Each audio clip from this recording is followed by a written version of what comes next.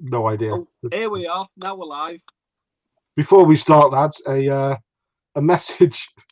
We'll get this right eventually. A message from our sponsor. Hey guys, what's up? Darcy here at Six Springs Nine Live, and you're watching Contact in Blood. Yes. Woo! There you go, Darcy. There we go. Now that's a cameo. Yeah. It wasn't bad for £60, but you know. He's actually quite cheap. Spammio. He's not cheaper than real life. How are we doing, everyone? We Is are. anyone there? Yeah. We've got Us four. we've got Mr. Music 90X with us so far. Or Hello Miss there, Music 90X. We've got Merciful Metal. Thomas. Boom. Good evening, sir. We have There's our the man himself. There's our sponsor. That'll cost us a few VCLTs. Oh no, they're on the way. Gordon. Gordon. G. Good evening, all. Thank you, everyone, for joining us. Absolutely. Just the four of us this time. Back to the old pack. Yeah. First question of the night: how's the heating? No, it's going to be Monday at the earliest now, I'm afraid. So, and then just keep your eye on the news for a fucking murdered plumber. Yeah, and a frozen body. Either a frozen body or a murdered plumber. But the thing is, though, Mike rocks the robe quite regularly. So, to be honest, Well, it's a bit like Halford's Court. Right, so we better explain what our stream's all about, boys. So we've decided to do a Q&A. So what we'll do is we'll maybe chat about a couple of albums that we've been listening to recently, and you guys can get your questions in for us. Give you a bit of a head start. Anything goes. Metal, non-metal. Boilers. Yeah, any boiler information's welcome. Mm-hmm. So get your questions in. That can come out on a Sunday morning. You don't just pay double the price for somebody to come out at the weekend. Are you joking me? I've just spent £800 on the bastard in June. Right, so who's going to kick us off? We'll talk about a couple of albums first and let everyone get some questions in. Somebody Don't all rush in at the same time. I'll start off, shall I? Because I know you gentlemen know this band a little bit, but this is what I was just spinning literally 10 minutes before we came on. Yes. I like that one. I've not heard that yet. Aggressive Perfector and their album Havoc at the Midnight Hour. I've actually I bought the CD. Mike bought this, and I bought the CD off Mike, but I think it was Andy who showed me a link saying, "Oh, they're selling their LP on Bandcamp for like £8 or something," and so I had to go on there, obviously. But I don't know if you've ever heard this. It's, I mean, just look at that artwork. Even if the music was shit, it's worth it just for that artwork, isn't it? That's sitting in my Amazon want list. I think I've listened to the first couple of songs. The first song's awesome. It's a great riff. If anyone doesn't know Aggressive Perfector, they're not a Slayer clone. If anyone's thinking that, they're nothing like them at all. It's traditional heavy metal, speed metal with a sort of a, I suppose not satanic maybe, but a darker sort of lyrical content. But, is it black and vocal? UK band? Yeah, he's got sort of not as harsh as Hellripper kind of vocals, but certainly the gruffer side of it. But yeah, that says it all. That little set, if you can read that there.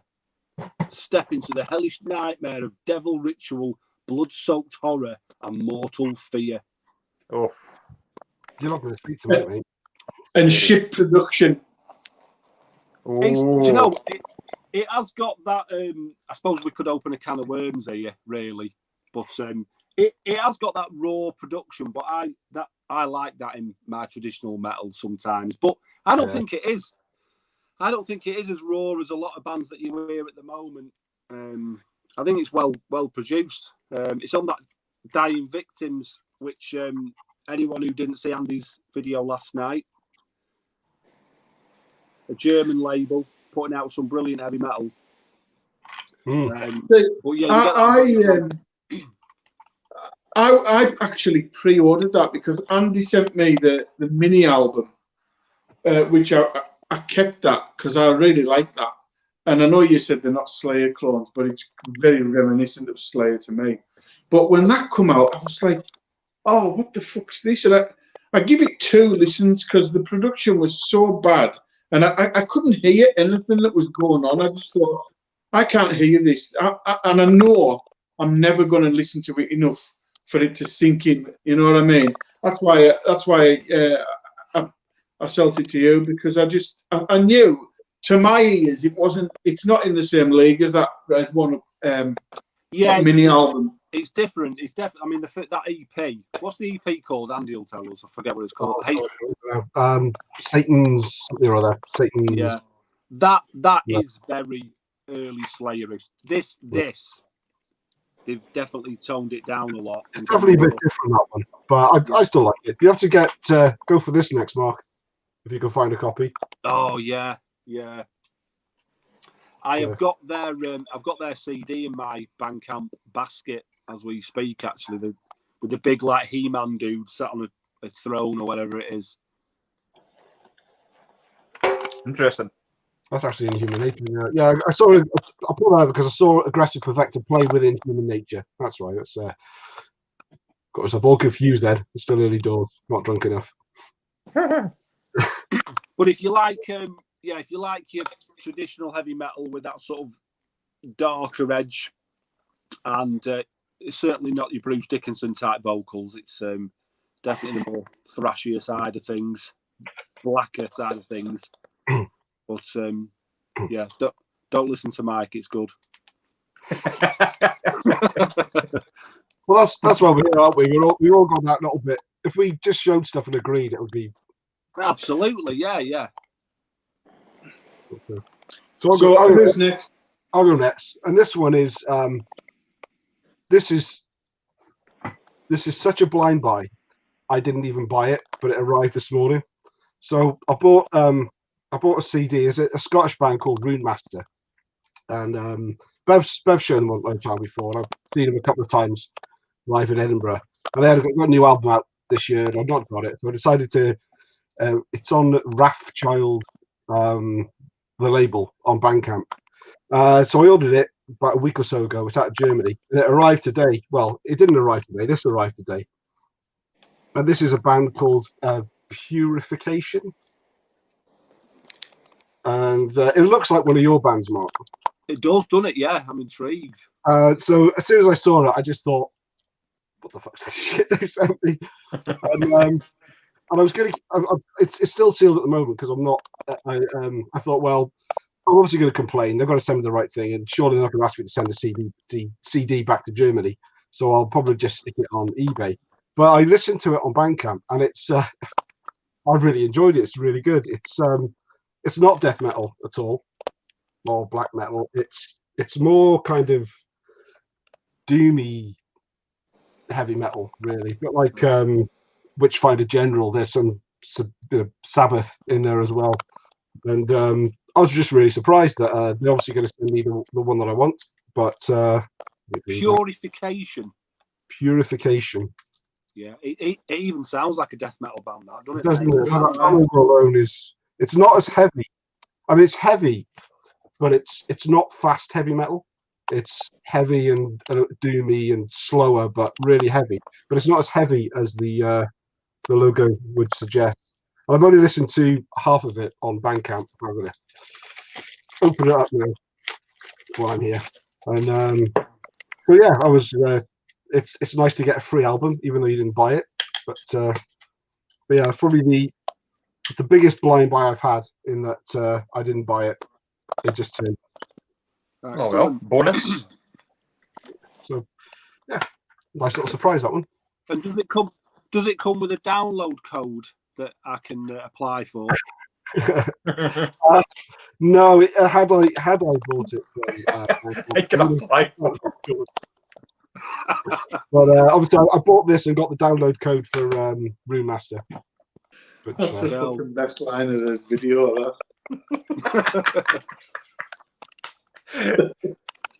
Going away, we'll wait and fill out your application, Mark.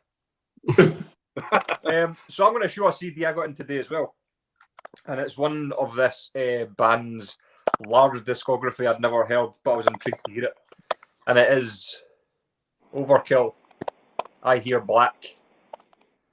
If I can not get any going on it. Yeah, so got that in today. It's one of those albums that, what's it, 1991 or something like that? 1990? 93. Is it? That way? So, yeah, that's the kind of the era of most bands that I go to last. So I had that on probably a couple of hours ago now. And it started off pretty decent. Some really great riffs, and then it kind of died off in the middle. And I was just like, this is hard work through the middle bit. What was that Spiritual song? Void? That's a killer song. That song, Shades of Grey. Fucking hell. I was waiting for that to end. But, you know, it was good because it wasn't frantic. It was quite mid-tempo kind of stuff. And I wasn't actually expecting that. Even the vocals were different. But yeah, I quite enjoyed it. Pretty decent. I don't know that one. I got that album on a Kickstarter, and it put me off Kickstarters for life because there was this one and WFO. I think it's WFO. Mm-hmm. Yeah, and it's just really badly done. It's all. This is obviously a CD cover that's been blown up, and it arrived really late. And the inlay cards, I think, on WFO has all the CD bonus tracks on it, and I've not done a Kickstarter since. Just think like I'd rather wait for it to come out, see if it's shit or not, and then maybe get it later. I quite like that album. Spiritual Void was the single for that, and it was just a nice change. And during the 80s, I just didn't bother with Sabbath, and then there was too much else going on. And as it died down by about, well, it was when Cathedral brought out the Ethereal Mirror.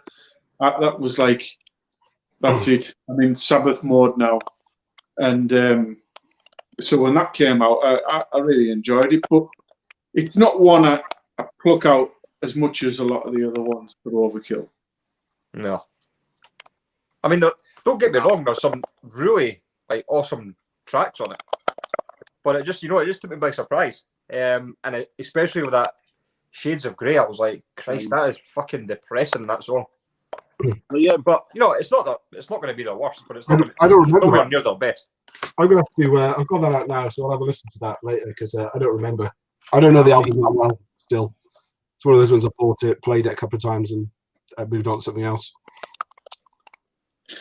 Well, I've been listening to, as part of my recent fucking huge kick on Ozzy. I put the look at that little whatever that is. I've got that 13 album out, which is obviously their last album, and it's not one that I'm as familiar with. I mean, to be honest, I've never even heard Never Say Die and that other one. What the last two that Ozzy done, Technical Ecstasy. I've never actually heard those albums. I just heard so much negativity about them. I thought, well, I'm not going to spoil my first six.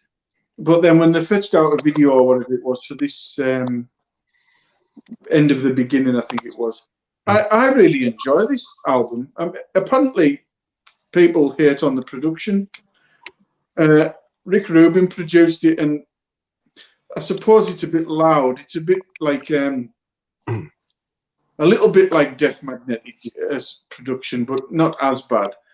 But as far as like the songs go, I can't fault it. In fact, unpopular opinion, even that I would take over any Dio fronted Sabbath album. No, in fact, over any other Sabbath album apart from the first 6, because to me, Black Sabbath is about Ozzy and Iommi. I actually think Bill Ward's interchangeable, because it's the guy from Rage Against the Machine that drums on this, and there's no point on this that I think, oh, I wish Bill Ward was on here, because he just doesn't feel like that. You'd only miss Iommi, and I would miss Ozzy. I've eventually sort of got my head round the Dio era to a degree, but fucking hell, I can't even. No, I would take that 13 over any other apart from the first 6. Yeah. How's that for an I've not heard that one, but I completely dispute, even though I've not heard it. That is mental. I just think that Sabbath with Dio is not. It's a different band. It's just I love Dio. I love Dio's solo work. But when you put him with Sabbath, for me, is all about them windy riffs. The legendary Iommi riffs, and he doesn't even play remotely like that in the Dio era. I completely agree, Gareth. He's lost his fucking mind. You got a revelation of Mike saying that, but I've never heard it. That's a revelation for you. I haven't even heard that album. Mark, I think you're clicking again. Yeah. Was it me? Yeah. What was you? I can't hear it, but it only seemed to be when other people were talking, so I thought I was safe. Never safe from the clicks. You can pick that up for like £2 or £3 now. Nah. You see, the Dio ones are more expensive, so they must be better.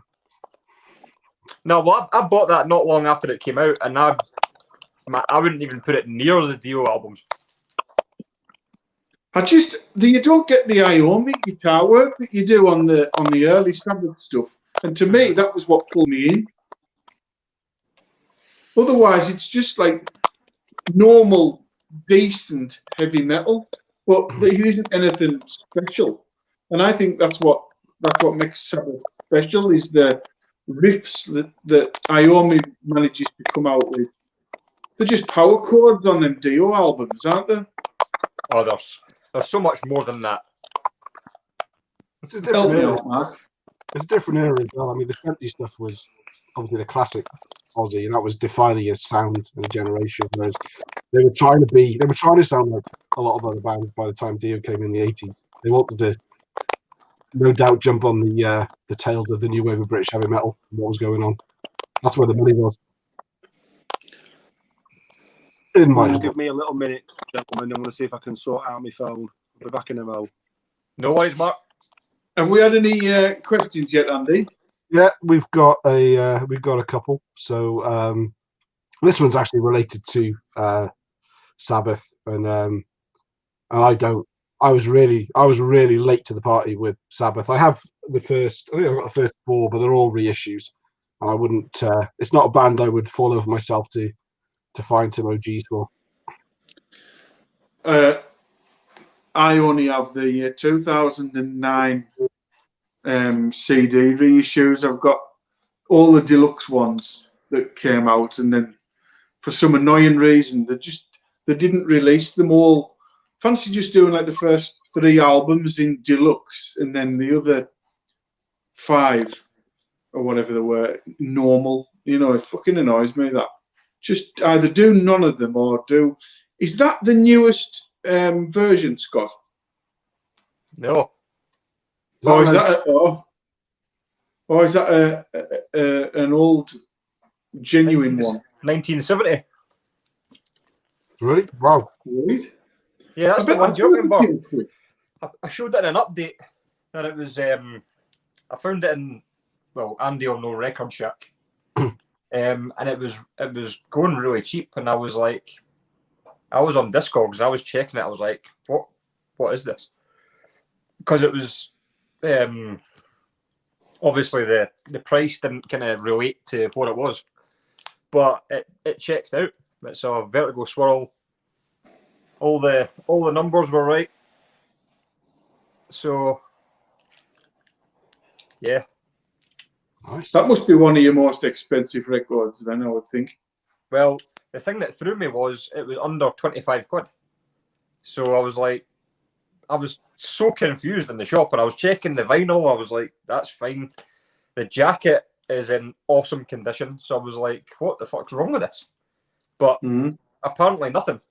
To think in that shop, I sometimes thought they were a bit overpriced on occasion. So that, Well, some of them were, but do you know what it was? It was when it came to metal. Well, obviously you'll know this as well, Andy. I think the guy didn't really care.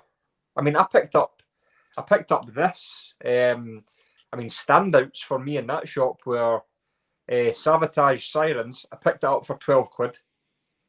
I picked up Power of the Night for 12 quid. So it was like he just didn't really care about. I mean, I picked up Sword metalized for 8 quid. So, Can't go wrong with that. Nah, I mean, I think more of the Maiden stuff he was obviously clued up on, because he would price the Maiden stuff like it was supposed to be priced. But other stuff, I don't think he had a clue. So He's maybe never looked. yeah, maybe he's just stuck it out. But yeah, I was chuffed to get that. 1970. very nice. So did you show your what's spinning? I can't remember what we're up to already. Indeed. Yeah. Oh yeah, you did, didn't you? All right, so we can get on. Yeah, I am watching, honestly. You can watch, but you can also pay attention. Yeah, I've got neighbours on down here, so I'm just, yeah, tell everyone what you're watching today, Mike. Because I've got no heating on and I'm just freezing my nuts off. I was in bed all day, pretty much like I am now. I didn't have this on, but I've got pajamas on under here, and I was just watching old episodes of Neighbours from around about 1989, when I remember my last year at school, getting really into it, and playing Jane Superbrain. This all happened with watching Brendan Von Doom's video. I told him to try and get an interview going with Kylie Minogue, and then that just trigged, and I thought, oh, hang on, playing Jane Superbrain. I need to watch Neighbours. Rewatch Neighbours. So do you consider that to be the classic period of Neighbours, Mike, or are you? Well, yeah. Yeah, early 90s. The Mrs. Mangle era's got to be the classic. Mrs. Mangle was super. I didn't know she was from England, and she moved back over. I've found out all the inside stories since she moved back over down south and died in this country. Yeah, really. Oh, well. We'll have to start renaming this contacting soap. Or We've just lost 30 views on that one. Yeah. So there we go. That's a good question. Oh, here we go. That's a good question. That's a good question, isn't it? That is a good question. Who wants to go first? Well, who? You can tell the truth as well. Well, it's pretty hard because, well, Andy was first, so he didn't really. Well, no, we'll say that he still could have. It's to discover. Still got to discover you, though. We should ask Andy first, then, because obviously, if he's been here the longest, then we're all the newcomers. So, what did he think of us as newcomers? Yeah. I don't remember actually when I discovered your channel, Mark. I have to say, it's like you've kind of always been there. Scott, similar. I remember Mike was fairly grumpy and was starting off with your vinyl collection, wasn't it? Your Slayer box and your Anthrax. Yeah. That's what you had, and you were going to take the vinyl world by storm, and then I seen the Price of the Bastards. And you sold them all away as CDs. But I mean, it's a good question. I hadn't really thought about that one. Yeah, I used to search around for heavy metal vinyl community, music community channels and stuff, and especially try and find ones from the UK, because when I started, there wasn't that many guys from the UK doing it that I knew of anyway. So it was kind of trying to latch on for other people and just to just find people in the same sort of area. And the fact that we've ended up with Scott's just down the road, and Bev, same city as well. It's certainly a lot more people from the UK, I think, in the metal community, definitely, that are doing videos now. When I first started, I've said this before, but I kind of accidentally fell into the VC. I first discovered Mike, and it was the first video I watched of Mike is Iron Maiden, his first Iron Maiden ranking video, because I went through this phase of just watching loads and loads of Iron Maiden ranking videos. And then I think it was he got a big box of VCLT from someone, and so I watched that, and my first impression was, this guy's a little bit on the older side to be doing YouTube videos and stuff like this. But the more I watched him, I was like, obviously, I found him really funny and stuff. And then that's when I first did my Motley Crue. My very first video was a Motley Crue ranking video, and I went kind of through some of the Motley Crue stuff, and then I did my Iron Maiden ranking video. So I did, I think, my first 5 videos, I did those 2 rankings. And then I think that's when Andy, I think you commented on one of those videos. It was probably the Iron Maiden one, and I did a couple of CD updates and stuff as well. And I started watching your channel, and I thought, I'm not sure I'm going to like him. I don't know why. It was kind of like your demeanor, and I thought, I don't think he's going to like me either. No. But then obviously you kind of find out what the VC is all about, and then it's not like, oh, I've got better stuff than you have, or that kind of. It is more like a community. It's much more positive than I thought it was going to be, because all I'd kind of experienced was, like Facebook or, just bitchiness. And I thought that's kind of what the VC was going to turn out like. But I was wrong. I mean, obviously you do get your drama now and again, but yeah. So, and obviously I think it's when you first gave me a shout out, Andy, I was like, Andy is a good guy. Yeah. To be fair, Scott, I don't think I'd like me if I watched my videos either. And then with Mark, I'm definitely more hesitant when new people come in. Like, obviously, when somebody kind of not kind of slowly eases himself in, but kind of comes in and just starts making loads of videos, I'm always a bit like, you know what, I think they might burn themselves out, because you've seen it all before. When somebody comes in, they show loads of stuff within like the first month or 2, and then you never see them again. So I'm always a bit hesitant to try to really like latch onto a channel to start with, because I don't know if they've got the longevity, if you know what I mean. But I think the more you comment on some of these videos, they comment back, you kind of get to know their personality, and you know that kind of like Mark just kind of fitted right in. So Death Boom fucking brilliant. Actually, you've got it spot on. That's not. I thought. It's funny because when new people come in, it's like you think, because I think when new people come in, they can maybe cause a bit of, because you don't know how to take them. So comments in their videos, or they might comment on something that you've shown, and you think, I don't know really how to take you yet. Yeah. But I mean, the majority of people that I've met through this have been awesome, and I comment on their videos, and I don't comment as much on other videos as I should, because I'm just, busy, and but I still watch. But yeah, I've had a pretty good experience so far.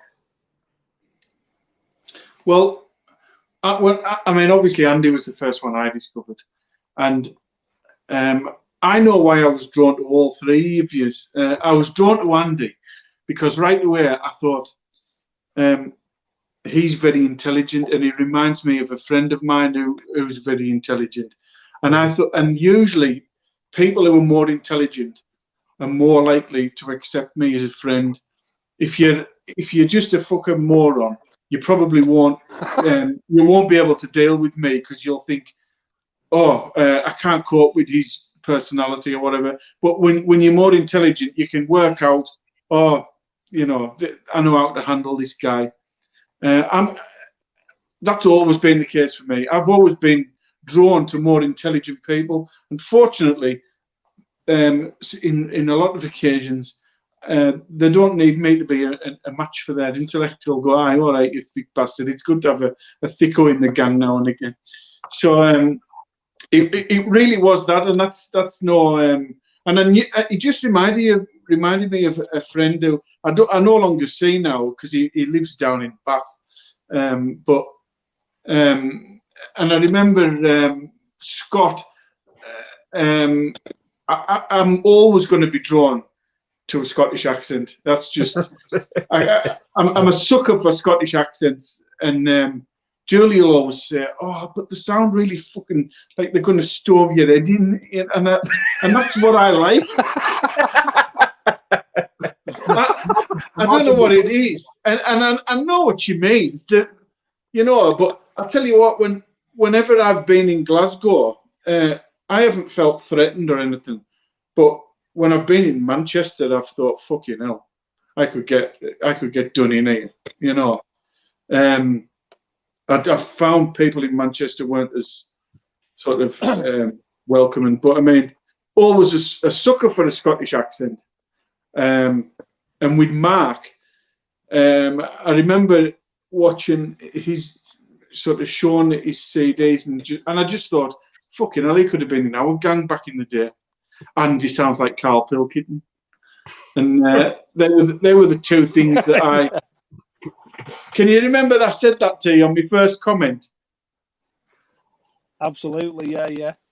And it was funny because I remember thinking when I was making my videos, I reckon someone will say that because a few people at work had said that to me. You because I'm from Blackpool and I live on the Wirral, so you sound like Carl Pilkington. So yeah, I was expecting that.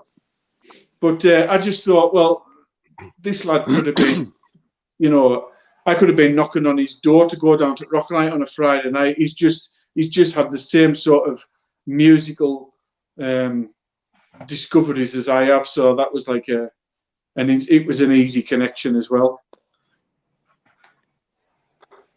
Yeah, it was for me. Yeah, exactly the same with you, Mike. It was I'd started watching your videos on YouTube and had sort of been toying with the idea of starting doing it myself. And I used to type in like CD collecting and, you know, death metal and all sorts of these different things. So all these channels had come up, you know, Count Blaggerith and, you know, these bigger Scott Waters, these bigger channels. But I remember seeing Mike's channel and I just thought he would have, if I hadn't met him back in '88, he'd have been a mate of mine.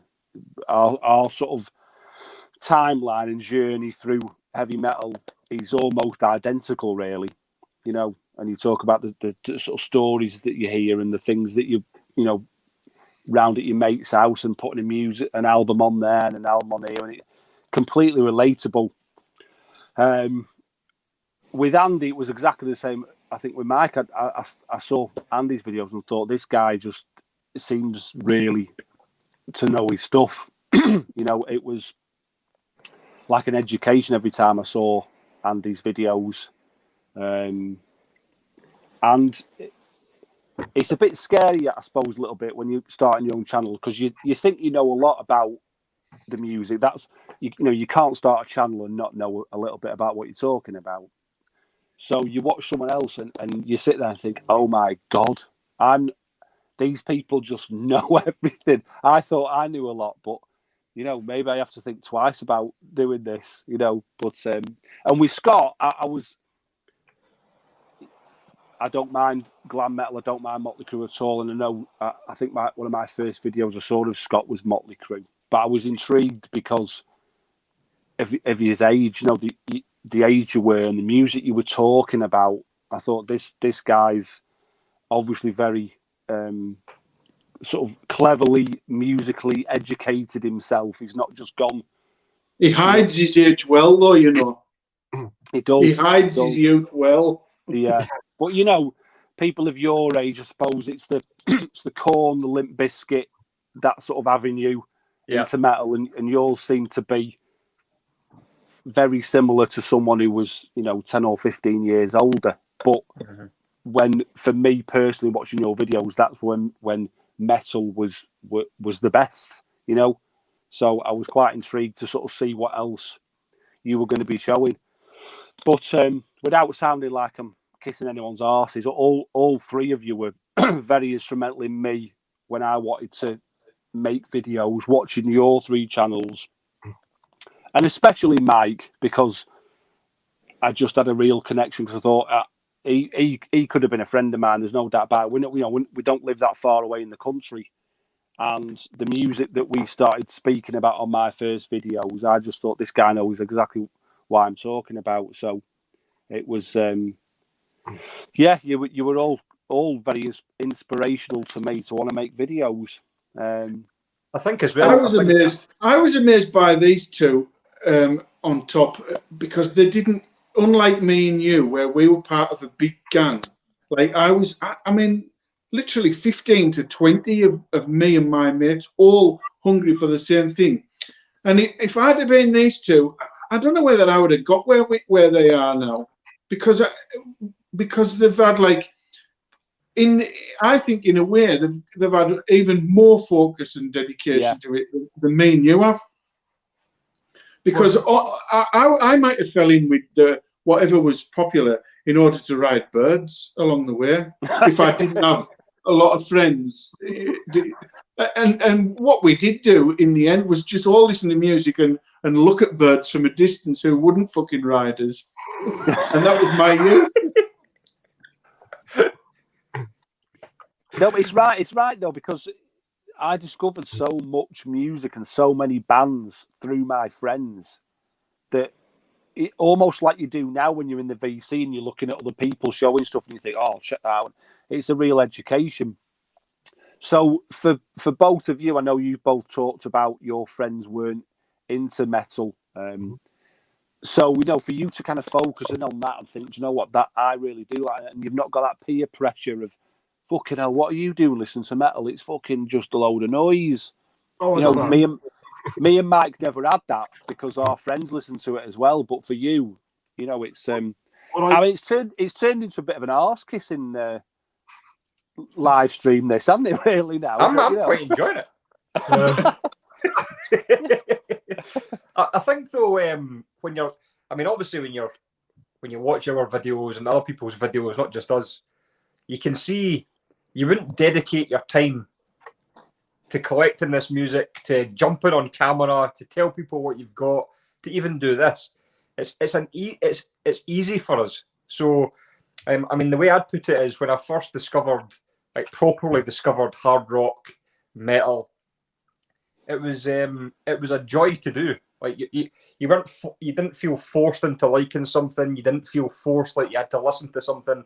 You just naturally went where you kind of followed the musical trail to wherever it took you, kind of thing. Like, obviously, I first heard Bon Jovi, Guns N' Roses, Motley Crue. Then I heard of like bands like Rat that I'd never heard of before, you know, Warrant, and then get into like Megadeth, Metallica. So it was actually just a natural thing. It wasn't like it was like hard work. So I don't know. It's and I suppose if there isn't anyone around you to tell you what's what or who's good to listen to, you just do the research. You jump on YouTube, you find bands, you go on the internet, you look at top 100 bands lists of the 80s or whatever, and you just kind of go from there. And then obviously when you jump on YouTube and you start making videos, I mean, your mind is just blown into a million pieces because there's these bands and these albums that you've never even heard of. Even to this day, I'll watch a video from Andy or Mike or yourself, Mark, and you're just like, how the fuck have I not heard this before? Do you know what I mean? So, and it goes for the same as even bands you've heard of, but you've just not checked out because you know yourself. There's so many bands or so many albums to listen to, you can't get around to them all. And there are bands you just put to the side because you're more focused on something else. So I mean, there's just, I don't know, there's so much to still find out about bands and albums. Oh yeah, it's crazy. It's scary. I often think, I mean, we talk about having a want list, and I always think, I want to start myself a little want list. And since I've put my collection on Discogs, I've kind of put a few things on there. It's too easy. Just every time I watch a video, there's something else. You know, like even Andy's video last night with those 6 tapes, and I was like, fucking hell, this is like another 6 bands I need to check out. And it's like, it's just unbelievable, the amount of music. And I don't know if that's because of like the metal resurgence. Hear me. I don't remember so many bands coming out like when I was first getting into it. It must be difficult now for some of these young lads in the late teens and early 20s. And you know, a lot of the bands that I listened to that came out, that Bay Area thrash, you know, now there might be 30, 40 bands all playing that. Back then there was maybe 5 or 6. Mm-hmm. You know, so it was a little bit easier to kind of focus on that. But yeah, the imaginary want list, because I mean, and I love discovering new music on YouTube. That's why I kind of not only wanted to meet people who were similar to me, but you wanted to find out about new music. But it just opened up like this black hole into all it's absolutely mega styles. I was like, oh my god, and it kind of got me juices flowing a bit for, you know me, I'm old school death metal, but it got me juices flowing for a bit of glam, a bit of traditional heavy metal, just all sorts. So all of a sudden, like, I was listening to that, and it just branched out and got further and further, and just, yeah, it's like a spider's web. That's exactly what happened. I tend to find that other people in the VC are dictating what I listen to through the week. Like Scott's, it flashed up Scott's Ozzy Osbourne ranking video, which I had already watched and commented on like 5 months ago. But it came up again, and just because I thought, I'm just going to watch that again. And then when he started saying about these latter day albums, don't just write them off because it's not fucking Bark at the Moon or whatever, because they're still very good and blah, blah, blah. That's it. That was like about 10 days ago. And I'm still not finished with that. And I'm like, oh, and I'm just waiting of my newest Ozzy album to drop through the post. And then I can rank everything. You know, I've just been battered and fuck out of it. And I'm thinking, that hasn't even been my choice, really. That's just with watching him. And I just tend to find that that's how I do a lot of things. And when I was like, just before I joined the VC, I was like the guy in my gang that knew what year this happened and knew what year that happened and which album came out before which other album and all this shit. I was the person that people used to ask. And I honestly thought to myself as like, I'll be able to hold my own on here. Don't worry about that. And then you start like finding channels, and I just think, sit fucking down, you stupid bastard. You know nothing. You know what I mean? Because when I compare myself to lots of other channels, I set off like up here in my head, and I've ended up like, you know, in the bottom quarter thinking, well, I mean, Rene can bang a video out, and I'm just there going, fuck's sake. That last one he did of what he played in his shop, this Hulsper Metal, and he played, and it was just like a stack of albums. He'd take it to work, played in the shop, and I was like scribbling away on a pad, thinking, like, not in that one, not in that. Oh, I love that cover.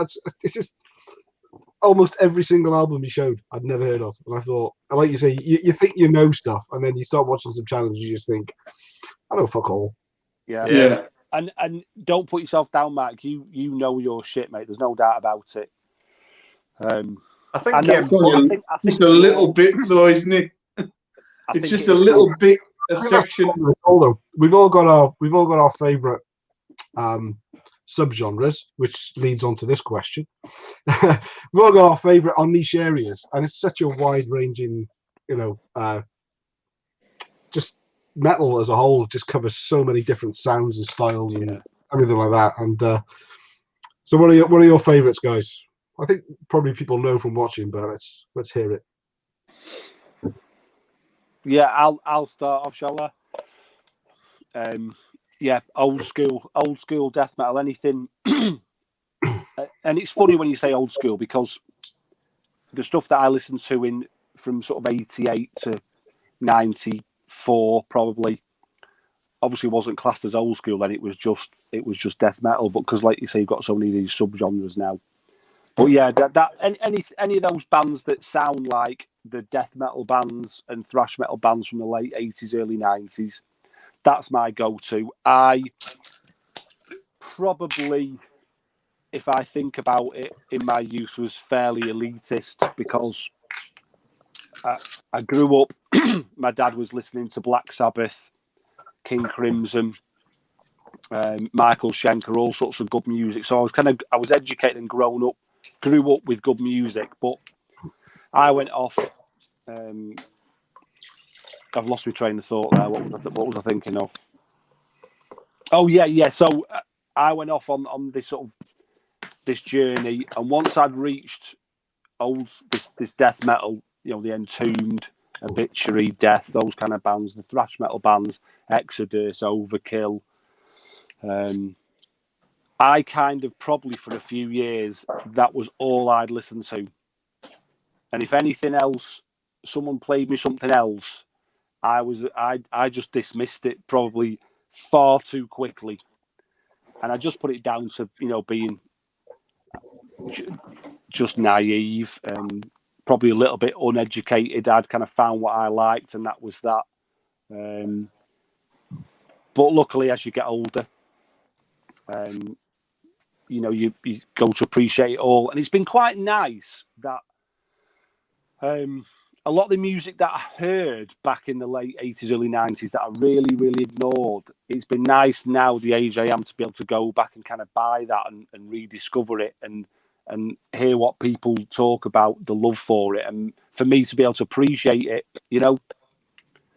although they do cost a little bit more, because the OG presses of those late 80s stuff's expensive, innit? Yep. Oh, some of those hideous. Crazy. I just seen Celtic Frost to Megatherian sell. I just screenshotted actually and sent it to Darcy before it, and it was like, I can't remember offhand, but it was something about £278 it sold for to Megatherian on vinyl. I mean, what the fuck is going on? That shit you could. I can't believe that how many times I've seen these albums, at the time, and just went, well, I've got one of them, I don't need another. You'd buy a fucking garage full, wouldn't you, if you'd have known? Yeah. But I mean, £278 or whatever. It's just with me. I'm kind of old school everything, and I don't think I honestly don't think I've got a favourite genre. I've got a favourite era, and that's up till 95. And the drop off after 95 for me is massive. But up till then, and it thins out after about 93 as well. So to really hone in on it stops at 93. And I mean, it would be wrong. I couldn't really say with any certainty what my favourite style is, because I could put an album on from every style I listen to and go, oh yeah, that's it. That's what I like best, and then put a different one on and say the same thing. But I can listen to an album from that's come out, I don't know, 2 years ago or whatever, or this year or something, and really struggle with it. First listen, struggle. I can also, but somebody can like Andy did with them Tyrant albums. He showed them last month in a video, and as soon as he showed them, they're from like 85 and 87. And as soon as I watched that video, I instantly went and put that one of them albums on YouTube and thought, fucking hell. And that's right away. That's not even like, well, I'll give it a few listens. That's just like, I need that. So there's definitely a difference for me. If it's genuinely old and in that era, I'll probably lap it. It doesn't really necessarily matter. Apart from Rat, because fuck that shit. Mike's tagline.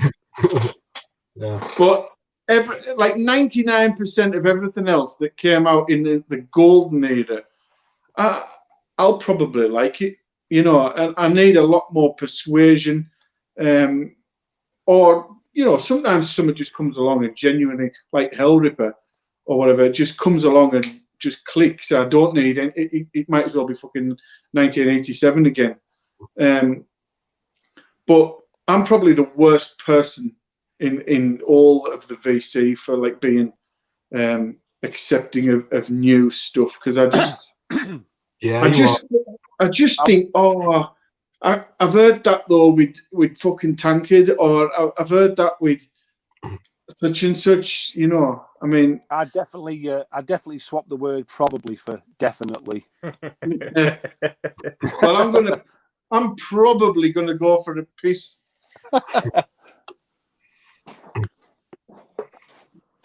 Well, favorite. I mean, I think it'd have to be hair metal. And I know probably out of all the metal genres, out of all the metal genres, I think hair metal is my favourite because it's just fun. Do you know what I mean? And that's when that's when I latched onto it. I thought this is just fun. The lifestyle was fun, and I just loved the music because it was just I don't know how to explain it.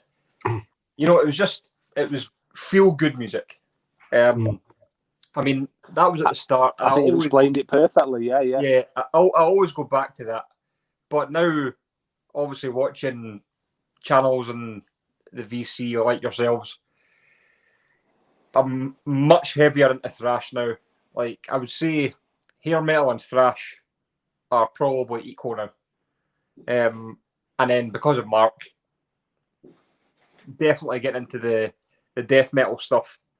I'm loving that stuff because it's almost like you're going back to the beginning again and discovering a new genre of music, if you know what I mean. Because I've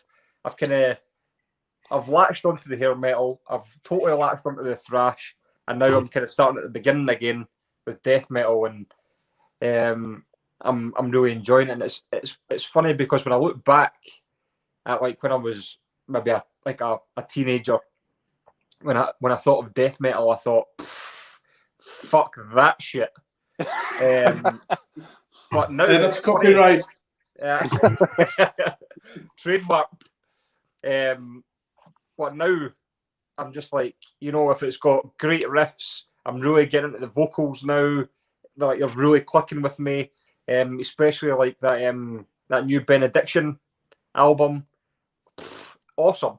So, but if I had to go back, if I had to pick one and not listen to any others, like forever, it'd probably be hair metal. But straightforward heavy metal as well, I absolutely love. So it is hard because you do kind of flip flop back and forward between them.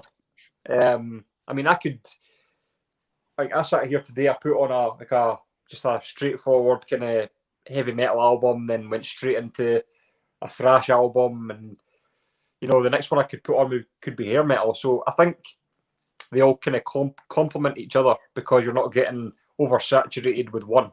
You're kind of mixing it up a little bit. So that would be my answer. Yeah. So when I mean, most people probably expect me to say just traditional, straight up heavy metal, but going back to something you guys mentioned before about growing up with your group of mates, and then you got people firing ideas and peer pressure about, don't listen to that shit, listen to this. I mean, the only peer pressure I got was literally it's all shit, but I was still listening to it anyway. So I didn't really think in the 80s that there was a sort of a divide between Motley Crue, Anthrax, Iron Maiden. To me, it was just metal. So I wasn't thinking like I can't listen to the hair metal because I'm a thrasher, or I can't listen to this because of that. So I just kind of whatever I liked, I would listen to and buy. These days, though, probably. I mean, I like the new stuff. I mean, I do listen to some of it. And you can go, well, you can tell they're heavily influenced by Maiden. They're heavily influenced by Priest, but they still add their own little bit to it. And I quite like listening to, well, that seems a bit new. And it doesn't bother me that it sounds like something else that I completely love, because I completely love it, and I enjoy listening to it. There's a question here actually around the more sort of toward me, worth bringing in. But the extreme stuff has never clicked with me. I still have that feeling with death and black metal that you were talking about in the old days, Scott, about like oh no. I think I used to say it was the vocal style that I really couldn't get on with. But then I started listening to all the genre I got into most recently is like stoner and doom and sludge as well. And some of the sludge, so probably the most extreme stuff I listen to is really some of the almost droney sludge stuff. And that's got really guttural vocals that you can't really understand, but somehow the music kind of gets me. I always think that heavy metal music gets me in the head.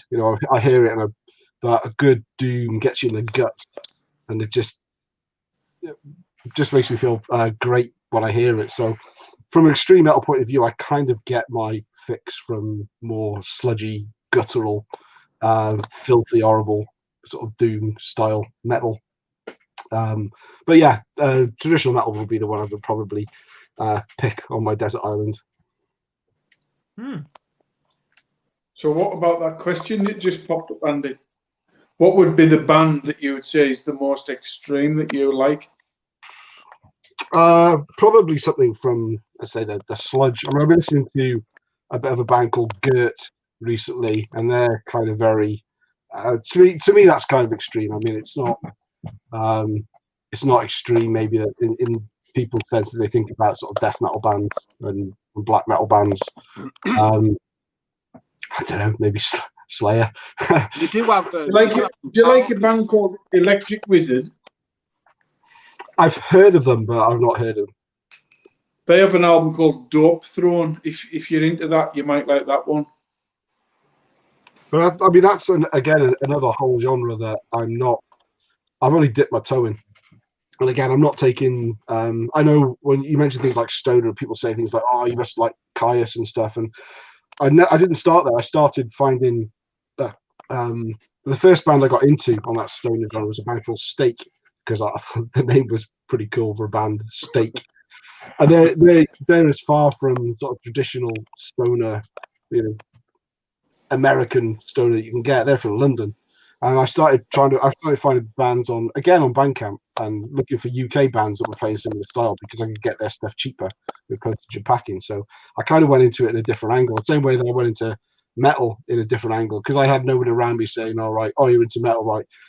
Listen to Sabbath, listen to Deep Purple, listen to Rainbow." To me, that was all the stuff in the 70s was like old man's music. I didn't want the new fresh stuff to come in. So I didn't get that kind of classic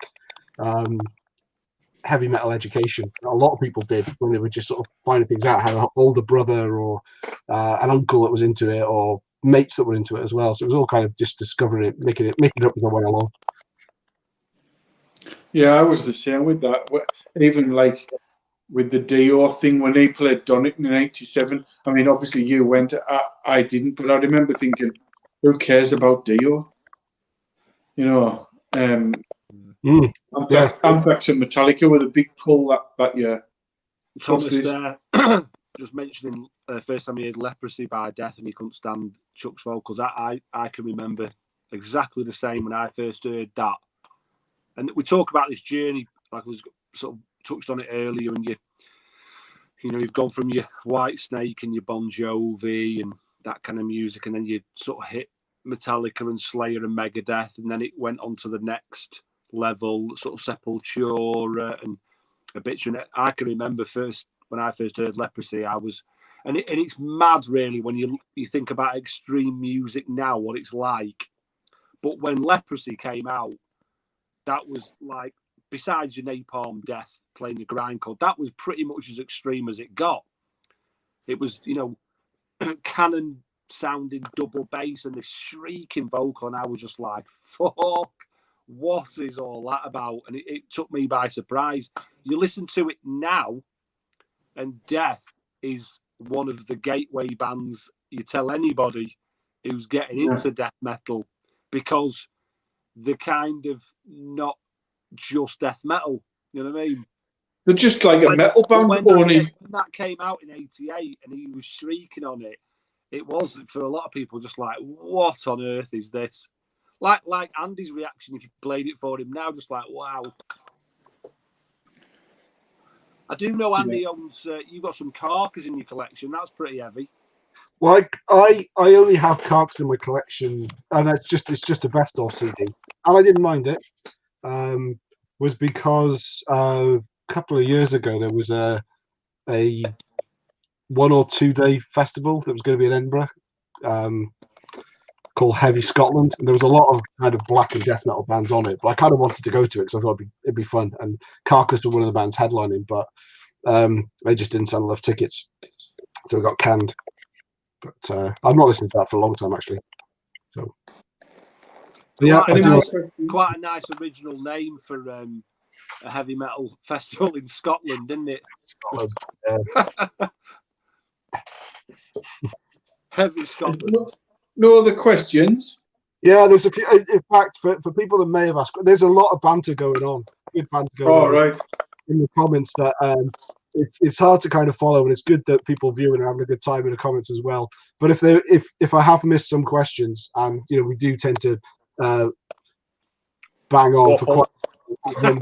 So if are there any bands you listened to back in the day that you think didn't go far enough and didn't get the recognition they deserve? Yeah. Fucking hell, loads. Sabotage. A little easy one for me there is Enchantment. Yeah, of course. You've stole me thunder there. No. Any UK thrash. There was some. I understand, if you put it on a level to Bay Area and the German sort of Teutonic sound, if you will. But for me, bands like DAM, Zentrix, Slammer, they were absolute quality thrash metal, and they were awesome, but they were trailing behind America. But it was always going to be because of the amount of good bands that were coming out of there. But for me, it just seems to get dismissed very easily. The UK thrash, they all just fuck about, pulling faces on the album covers. They don't take it seriously, and they were kind of. I felt they were all tarred with that brush a little bit, Yeah, they were, because they didn't help themselves. Because obviously, like Zentrix put out Ghostbusters, which was comedy. Acid Rain were massively comedy. Low More Death, Metal Duck. I mean, fucking Metal Duck, Quack 'em all. Acid Rain did Hang on the Telephone, didn't they? Onslaught, ACT. They all the ones that were supposedly bigger, I don't think did the best with their single choices. No. And whether that was a record cut, I don't know. Maybe someone had it in for them. I don't know. Maybe the Bay Area thrashers thought, let's fuck it up for them. They all sound good. They might steal our thunder here. Well, no, I don't know. I felt it was. I don't know what. I understand why. I do understand why it was, but for me, like the question says, I don't think they sort of got that recognition they deserved. I think, especially a lot of Americans and overseas fans just kind of dismiss UK thrash a little bit, I think. Let me have a look. Bands back in the day. Rat. Rat, yeah. I don't know. I don't know, to be honest. Man of War were like taken. They're just a joke band to a lot of people, and they were to me back in the 80s. But back in the 80s, I listened to Fight in the World and fucking hated it. And then years later, it was because I watched that film, The Pick of Destiny, with Jack Black, and he was like being absolutely over the top, you know. And I thought to myself, fucking hell, that's like Man of War.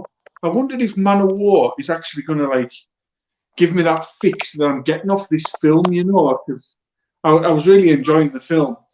And so I got a Man of War album and I was like, oh, yes. It was just by chance because of that Pick of Destiny film. I thought, I'm going to go back and just see, you know, the first few Man of War albums are awesome. I haven't got the last few because they're fucking mega expensive, but Hail to England and Battle Hymns, they're essential. The thing with Man of War, though, is they actually think they are the biggest band in the world and they have got all the recognition they deserve. They charge like over £100 a ticket, even like they always have, apparently. Yeah, absolutely mental prices. Yeah, I think they're like notoriously overstating themselves. Yeah. Those leather outfits probably cost a few bob. They do. And the pelts. Yeah, they refuse to do magazine interviews unless they get the cover shot as well. Is that right? Yeah, there's not being because I think it was Iron Fist, or I think it was Iron Fist that were going to try and get them. They wanted to do an article, and part of the agreement was they had to be on the front cover, and they had somebody far bigger lined up already for the cover story, or it might even be Rock Candy. I can't remember which, but yeah. I mean, I think bands like the band that I always champion are Savatage, but Savatage, Crimson Glory. Cheers. I really don't think they get enough recognition, especially the work that Savatage did in the 80s, early 90s. It's just as good, if not better, than 80% of the bands that were out. I just love their stuff. It's complex, and that's why people were maybe put off, because maybe more times. But when you listen back now, you think, this is genius. This is great stuff. You know, the music, the lyrics, it's all. And I know, obviously, a lot of the time it was thrash. So you had like the angsty teenagers, or you had the hair metal, which was basically just party music. So I think Savatage and bands like Crimson Glory kind of got lost in the mix. Yeah, but Metal Church as well. They Metal Church fell through the cracks, didn't they? They didn't have a foot in either camp enough. No. The first three metal, or the first even four Metal Church albums are awesome. Yeah. They should be far more well known. I always think with like bands like Savatage, and I always found that the people who seemed to like them the most were other musicians. You know? So if you got people who were in bands, they'd always love bands like Savatage and Queensryche and that. But people who didn't maybe appreciate what they were actually playing and the songs they were creating, it kind of just went over a lot of people's heads, I always thought, especially back in the day. Because in Savatage, what I remember, Gutter Ballet, the singer Paul Having Champion bought Gutter Ballet, and we were mad thrashers at the time, and you listen to it, and you, as a thrash fan, you did like it. You thought but it had more to it. It was more progressive. So if you weren't in a band, or you didn't understand the technicality of it, maybe a little bit, I don't know. I think it's a bit easier now to listen. But then when it came, when you hear people say bands were ahead of the time. Yeah. I always got that feeling that like Savatage were like that. They were just a little bit Like they were brilliant, but they were a little bit like too much for the average listener, you know. The average teenager they're probably aiming their music at. Yeah, you said it. They're angry, and you know. Yeah, and it's the same with Crimson Glory as well. I mean, the first two Crimson Glory albums are fucking awesome. Yeah. But to your average 14, 15-year-old, that's not really... They're too clever. That mask, it's that mask put me off. It's a bit too complex. When I was a kid, I remember seeing him with that half mask on, and I just thought, he's a twat. I'm putting Acid Rain back on. Right. Next question, and we kind of done this. You can't choose Man of War. We've already said that one. A band you all hated back in the day that you have grown to love. Oh, good question. I'll be back in a sec. Well, let me have a think. I mean, I didn't hate them, but I ignored Sabotage, and actually, that's probably the biggest. That's probably the band I love most that I ignored, but I didn't hate them. I just ignored them. Who did I hate? Let me think. Somebody else think, and then I'll go. I'm just trying to look at my. I don't think it was. I've never really, I suppose, thought of like, oh, I just hate that band. I can't stand them. But I was never a massive fan of AC/DC. You know, I even when I went to see Monsters of Rock, Donington, and AC/DC headlined. I enjoyed the show. They put on a good show, but there was just something about them. It was, you know, the guitarist dressing up as a schoolboy. I didn't get that for a start. He does play a Gibson SG, which is the greatest guitar in the world, by the way. But yeah, it is. Yeah, I just didn't. I don't know what it was. It was like Andy said it about it's dad music. That's what it sounded like to me. It was dad rock. But over the years, I've kind of appreciated it a bit more for what it is. And they'll never be my favourite band, AC/DC, but I do, you know, some songs for those about to rock and Back in Black, and you know, I do truly appreciate them for what they are now. And if I had the time to go back to 91, I think it was, when I saw him, I probably wouldn't just lay at the back of the field smoking spliffs. I'd probably watch him this time. I was only 19. I think maybe I would have to say, because like you've just said, Matt, I didn't actually hate bands.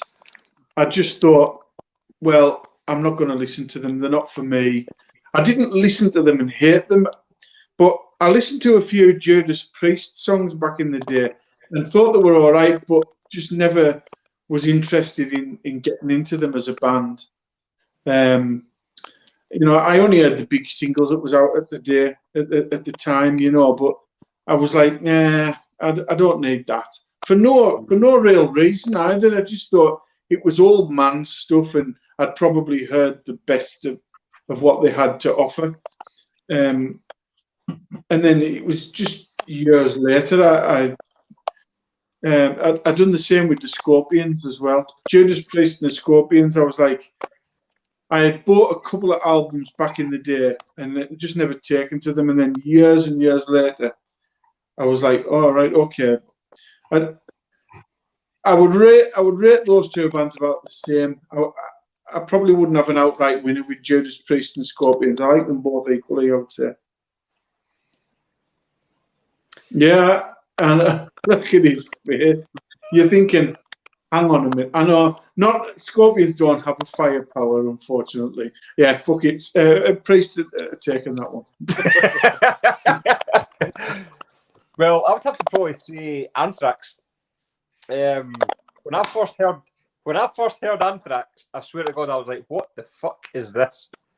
I think I first heard Anthrax when I was about maybe 15. And And I mean, obviously, Anthrax, it wasn't like in their prime. Yeah. I first heard Among the Living, and I thought, this is absolute shit. It was just, it wasn't melodic enough. It was too heavy, and like to think back now, it's funny to think that Among the Living is too heavy.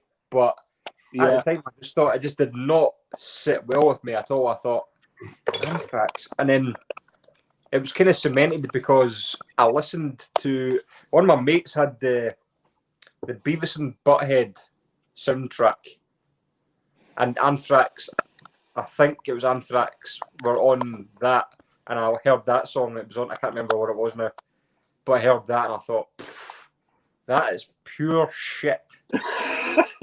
I was like, that put me off Anthrax for years, like honestly years. And I thought, I'm not listening to them ever again. And then, obviously, the more I got into metal, the more I got into all that kind of stuff.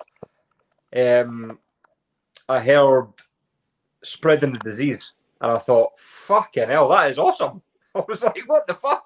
Best album. So then I thought, right, okay, that's weird. I now like Anthrax. So then I re-listened to Among the Living, and I thought, what was I complaining about? That's quite good. So I'd have to say Anthrax.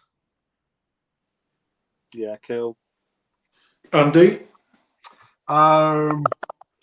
Maybe, well, think of a really popular band for most people, probably Slayer.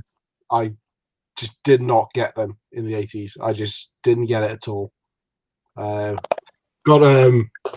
Stars on Thrash, that classic compilation from the 80s, all the thrash bands on. And Slayer with a band, I just thought that was my not that shit moment back in the 80s. And it wasn't until I heard, and then I kind of wrote off a lot of stuff that came after it, just didn't give it the time of day. And a long time after, I heard South of Heaven. I just thought, this is awesome. Absolutely love it. And I still prefer that and Seasons to the earlier stuff. Although I can listen to the earlier stuff now, and it's a Rain in Blood is a pleasant listen these days. Whereas before, it was just something that I just wouldn't have gone anywhere near. So very easy one. And a lot of the stuff in the 70s and 80s. It's not that I hated it. It's just I didn't give it the time of day. And then since then, Aussie era, Black Sabbath, Rainbow, even Deep Purple over the last couple of months. I'm mainly because I got into a Gillan kick. I have now made my peace with Mark II. I think it is Deep Purple. I can listen to that. I still fucking hate John Lord and the epic organ versus guitar battles that they had. I just think, yeah, I still can't be doing with that. But I don't like that whole jam thing that they do, that improvised shit. I want structure, and I want to know when shit's finished. I don't want fucking A Light in the Black to go on for 45 minutes, even though it is an awesome song. I know that's Rainbow, but you know what I mean? It's like they do that, don't they? Yeah. It's Richie Blackmore. He's great, but he's a shit at the same time. He thinks he's a fucking wizard or something nowadays, doesn't he? So I don't know what's going on. I think I think Richie Blackmore is a great guitarist, but an odd character, and I think that in itself can put people off. And it's funny, isn't it? How I'm sure all of you and even the people watching, it's funny how, as much as we're kind of open-minded and being in the sort of metal community, but there's still now bands that you either heard a while ago and have just dismissed them, and you don't even think about ever revisiting them, even 20 years later, or there's just some bands that just put you right off, And it's weird how that happens. It's like it's like a real little thing in there. And I'm like with Deep Purple. I've got some of their albums, and I've got a couple of Rainbow albums, but just Richie Blackmore just does my head in. I just don't. I don't know what it is, and it's not even like other guitarists don't do the heading in bands. I don't know what it is. There's just something about him that just bugs me, and it kind of puts me off and stops me enjoying them for what they should be. You know. I've never been one for like homing in on a single sort of member of a band as being. I just like bands as a whole and albums as a whole or songs. Whereas if somebody says, like, I don't know how many times people have said things like, "Oh, once you heard Richie Blackmore playing a solo, you know it's him right away," and I think I fucking wouldn't.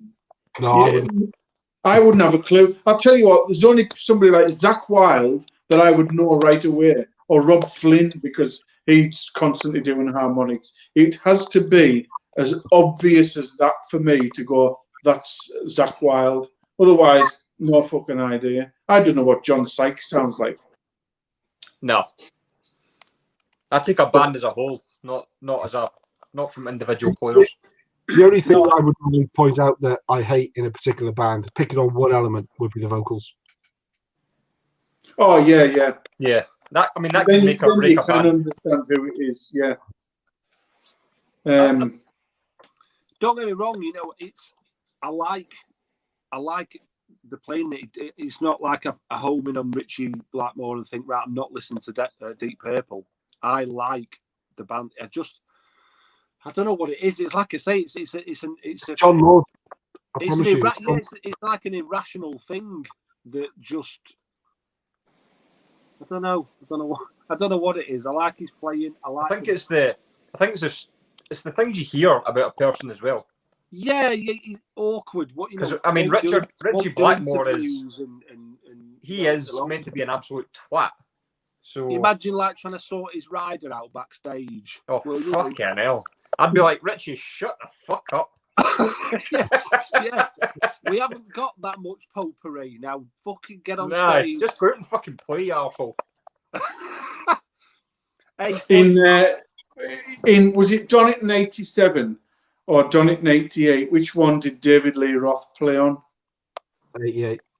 And I watched this documentary, and the organizer of Monsters of Rock said that it says like, we're in the middle of fucking Derbyshire here. That's right, yeah. He says, I'm in the middle of Derbyshire here, and fucking David Lee Roth, he's hassling me for kosher salami. And the guy was pulling his fucking hair out. You know, they're just fucking bellends, aren't they? Yeah. It's just, but it's ego, and you can understand, I mean, because we've obviously never been in that situation when you've got basically the world at your feet. I mean, it must get to you. It's probably pretty hard to stay grounded when you're the biggest rock star in the world. Yeah. Everyone wants to shag you. Everyone wants to be you. Everyone does everything for you. You know, it's been tough. It's been a hell of a ride. That's why I've lost a lot of my hair. Yeah. You know, our little rock star, mate. No, that's him. That's it is. Yeah. Oh. I've achieved absolutely nothing in my metal. My greatest achievement from being in bands was I recorded a demo with the drum kit of the drummer from Mike and the Mechanics. It was his drum kit I used. You legend. I wouldn't tell people that. I know. And you know what? When I rang him up, it was nothing even like grander out. The guy in the studio, I turned up with this fucking kit I'd bought for 90 quid. Can you imagine what a drum kit looks like for 90 quid? It was like, I might as well have been, it was one of them guys you see in the street where he has the cymbals on his fucking knees and that. But I turned up in the studio and lad all just looked at me as if to go, you're paying £18 an hour and you've come with that, you fucking idiot. And then I seen this fucking smart drum kit in the corner, and I was having to move that out to put my piece of shit in. And I said, whose is that? And he went, I can't remember the guy's name now. I says, who's he then? That's fucking fancy, isn't it? And he went, yeah, he probably didn't pay for it. It's the guy from Mike and the Mechanics. And I says, well, can I use that? And so he says, well, give him a ring. So he dialed that number, and Anyway, I rang him up and he answered the phone and I says, recording the demo and I've got a £90 kit. You know, I've got one fucking tom, one floor tom and a snare. You know, have pity on me. And he went, yeah, no bother, just use it. And I went, well, is that all right? He went, yeah, I haven't even seen it yet. I don't pay for them. They just send them. So he hadn't even seen it. You know, if I need to try and impress people, I say that I'm like that with Mike and the Mechanics. And that's what you say to impress people. Yeah, if I ever want to get rid of women, I just and not Mike even with you. Not even Mike though, just one of the mechanics. Oh yeah, just one of the mechanics. Yeah, and I was that like intimidated by the kit. I was fucking frightened to hit it. I would have put a better performance in with my fucking 90 quid thing. Right, next question then. James has asked this one a couple of times. He's really keen about it. So thanks for your perseverance, Mr. Boulder. Mr. Boulder. Which James, band, after a major thanks lineup for watching, change, James. released an album that completely blew you away? Which band had Oh. a major lineup change? Now a major lineup change. Good question. Yeah, no, it's not only that. It's the bit where it says completely blew you away. Because Yeah. you're not blown away by Back in Black. You've already let that slip. yeah. Wow. Yeah, good question. Let me think about that one. One that springs to mind because the album blew me away and it was a major lineup change. But I wasn't actually at all familiar with the previous lineup, so it doesn't really count for this one. But that was when Anthrax released Worship Music and Joey was back on, and that kind of blew me away when I heard that album. I love that album, but I hadn't really heard the John Bush era, and like a lot of people, I'd probably written it off. Well, no, I had written it off completely unfairly, and I've since come to really appreciate it. I'll always love Joey era more, but Worship Music will always have a high regard because it kind of got me back in listening to a lot of thrash metal as well. Somebody's clicking again. Yeah, that'll be me. Carl Pilkington. Well, I'll go with Sound of White Noise because, to be honest, before that came out, they put that out, that fucking the best of the B-sides or whatever, Attack of the Killer Bees, which was like kind of just a filler contract, you know, fulfillment type of release. Not something I give a fuck about. And then they went dormant for a while, and then when they put out Sound of White Noise with John Bush, and only came on Headbangers Ball with no fanfare, you know, no we've got Anthrax on tonight or out like that. It just came on after the break with no introduction, just only came on, and we were like, fucking hell. And we were all blown away by that. And then when I got the album, I was like, yeah, it doesn't matter about Joey Belladonna. This is fucking great. It felt really modern and the change that I think they needed at the time. With hindsight, you know, they probably were at the lowest ebb during the Bush years, but I don't think they would have been any better at that point either. With Joey in, I just think they were out of favour, and that style of music was out of favour largely in the 90s. So it was tough. But yeah, Sound of White Noise, that was blew me away. I think, yeah, like Thomas said, I was kind of frantically looking around my CD collection for a little bit of inspiration. And there's a few, really. I suppose when I first heard Human by Death, and their second album, Leprosy, and then Spiritual Healing had come out, and then Human came out only with Chuck, the original member. And I was completely blown away by that. I think Napalm Death as well, Harmony Corruption. That was a brand new lineup, brand new vocalists, 2 new guitarists, and that was like Napalm Death, going from mental grindcore to taking on that sort of death metal sort of influence. That completely blew me away. and another one as well. I know I'm still a massive fan of Martin Van Drunen, the old vocalist from Pestilence, who now sings with Acefix. But when he left after Consuming Impulse, which is an absolute death metal classic, when Testimony of the Ancients came out, not a major lineup change. I know they done lost a singer, but I was blown away by that album. It would have been nice for Martin Van Drunen to have sang on it, but I was still, when a band loses its vocalist, its frontman, it's quite hard for a band to sort of kind of recover from that. Drummers, bass players, guitarists, I suppose, rhythm guitarists come and go, but so, and Testimony of the Ancients is revered by a lot of people as maybe their sort of essential album, isn't it? Yeah. Good question. Good question. Any other questions? I don't think there is an album that blew me away after I mean, the one that comes to mind first is the Motley Crue album with John Corabi, but it didn't blow me away, because when I first heard it, I was all like Vince Neil till I die.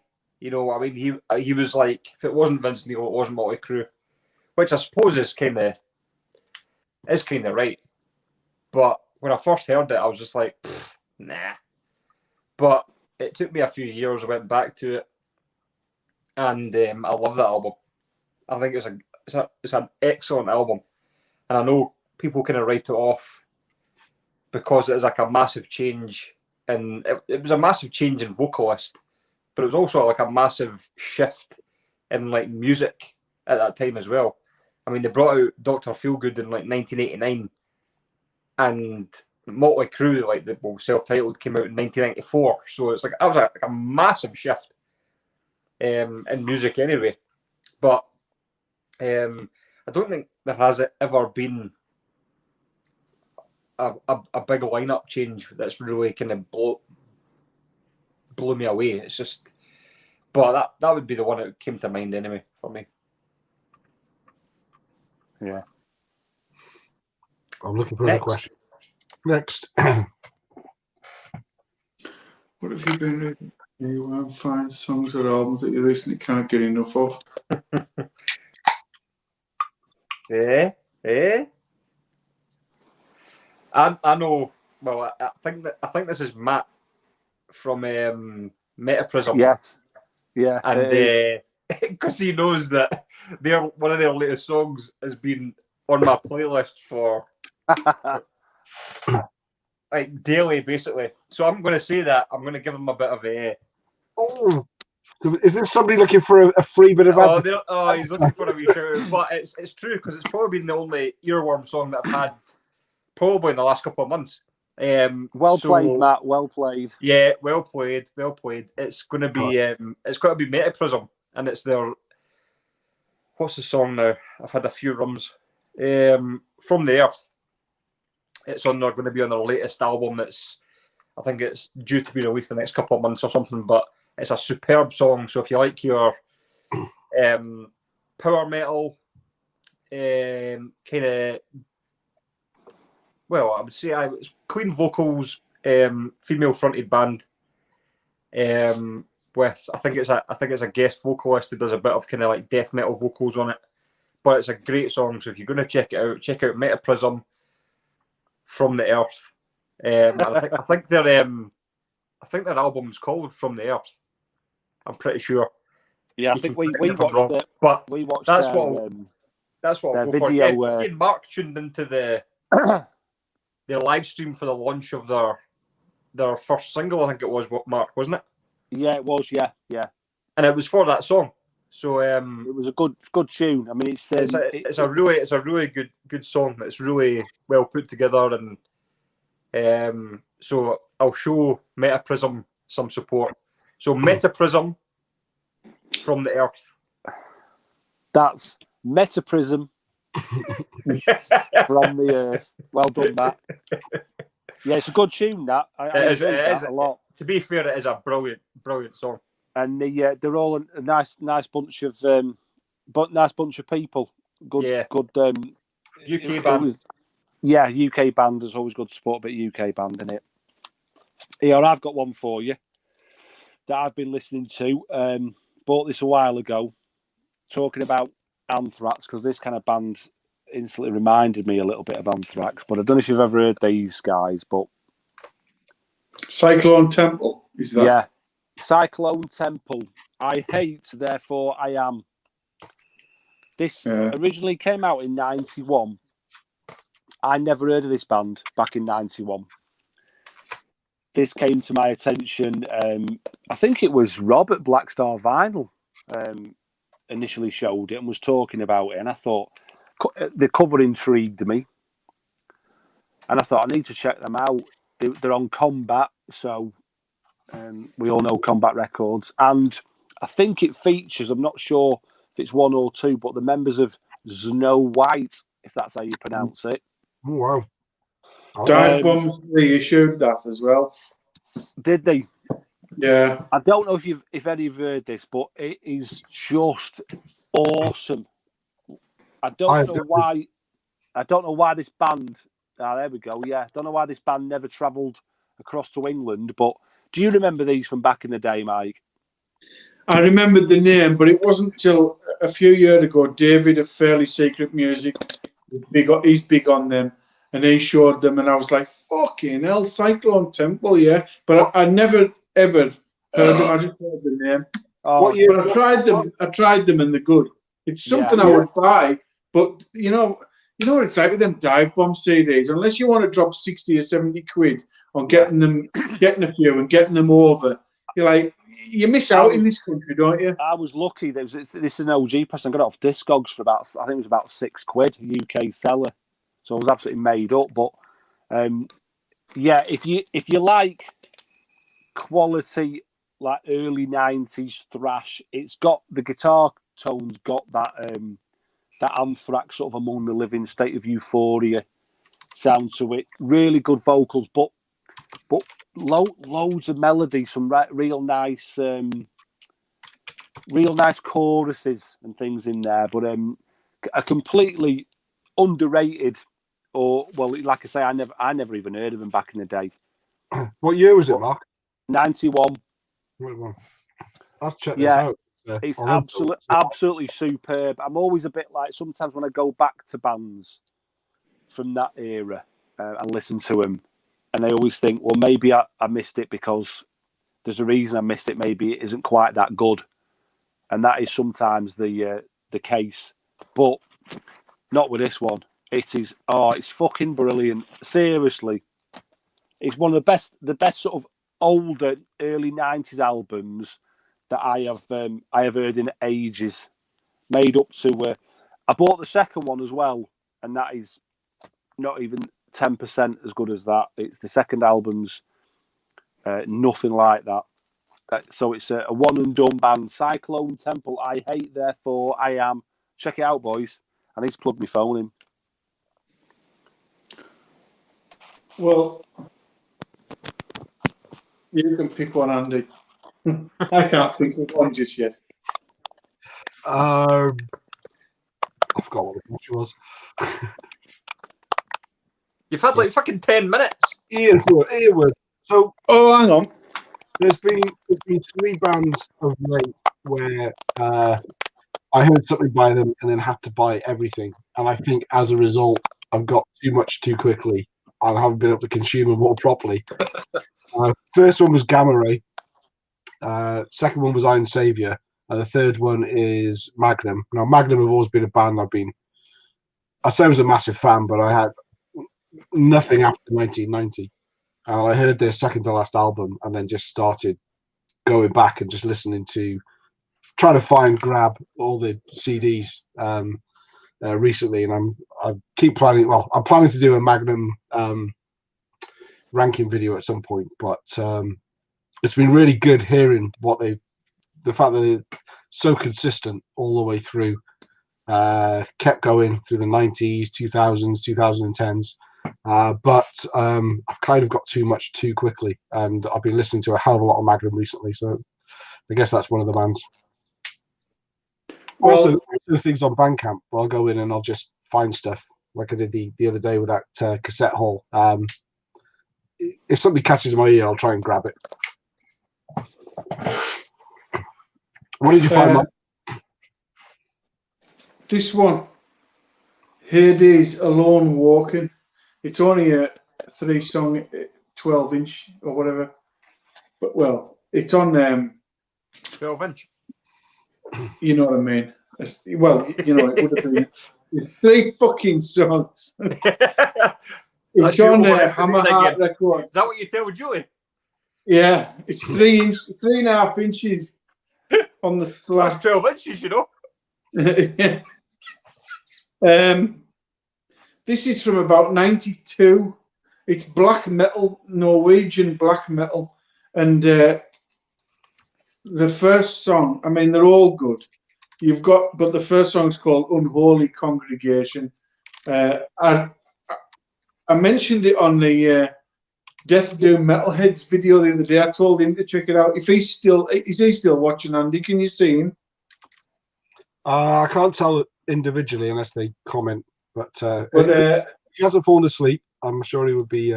That there is absolutely just fucking awesome early 90s black metal. They were forced to change the name, I think, so they're called something else now. But I've only got that by them, and I absolutely love it.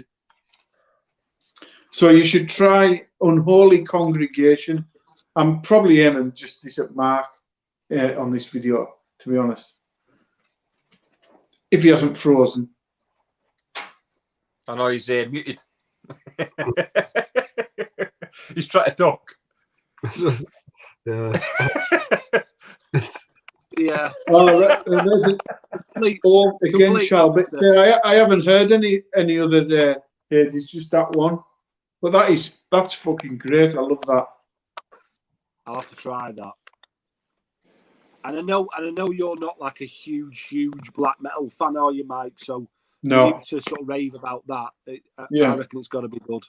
I don't dislike any old shit black metal, and I haven't heard like hundreds and hundreds of albums, but when I tend to find something in that style that I like, I tend to get a bit like, oh right, I've got to get that.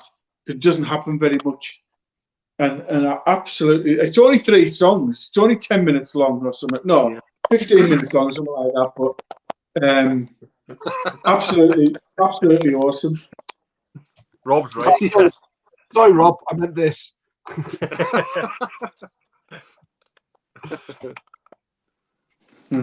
tell you another one that's a good one to check out that's new to me as well.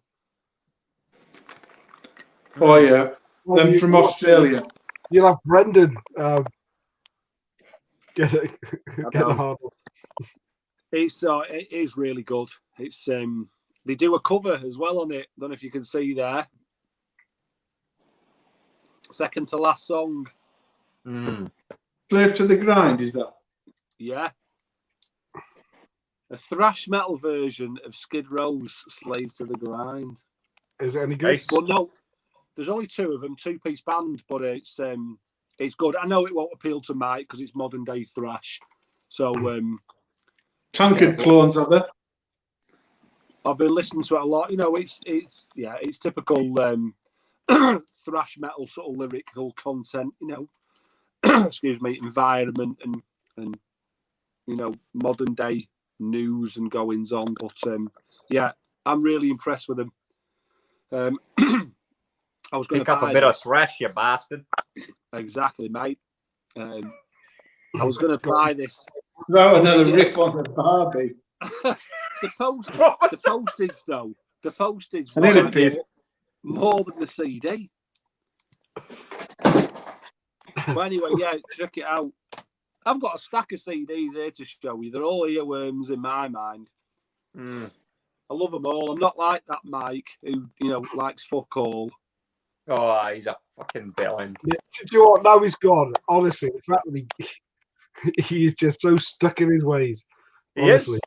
Honestly, I'll be honest actually, with you. I don't know if anyone who's watching this video has tried to recommend albums to Mike, but like you guys will know, you'll recommend something that you think he is going to absolutely love this. He's going to jump on it. He's going to love it, and he'll go, "That's all the shite." Wait. And you're like, "Are you mental?" And then then he'll send us recommendations, and we're all very polite, of course. And he'll put these things on chat or whatever, and you'll press and you go, "What the fuck is this?" Yeah. Anyway, he's back. Yeah. He's here now. The polar bear's back. Are you fucking idiots talking about me? Never Yeah. I was just about to congratulate Andy and myself, because as much as we know how hard it is to impress Mike with any type of music, I think those couple of VCLTs that came your way, we fucking nailed them, didn't we? Fucking right, boy. I knew he wanted them because he was gonna buy them off. Yeah, I was going to say. So You played it safe there, didn't you? But I don't think we'll ever be able to replicate that again. I don't know. You'll have to just keep trying. Yeah, just keep trying.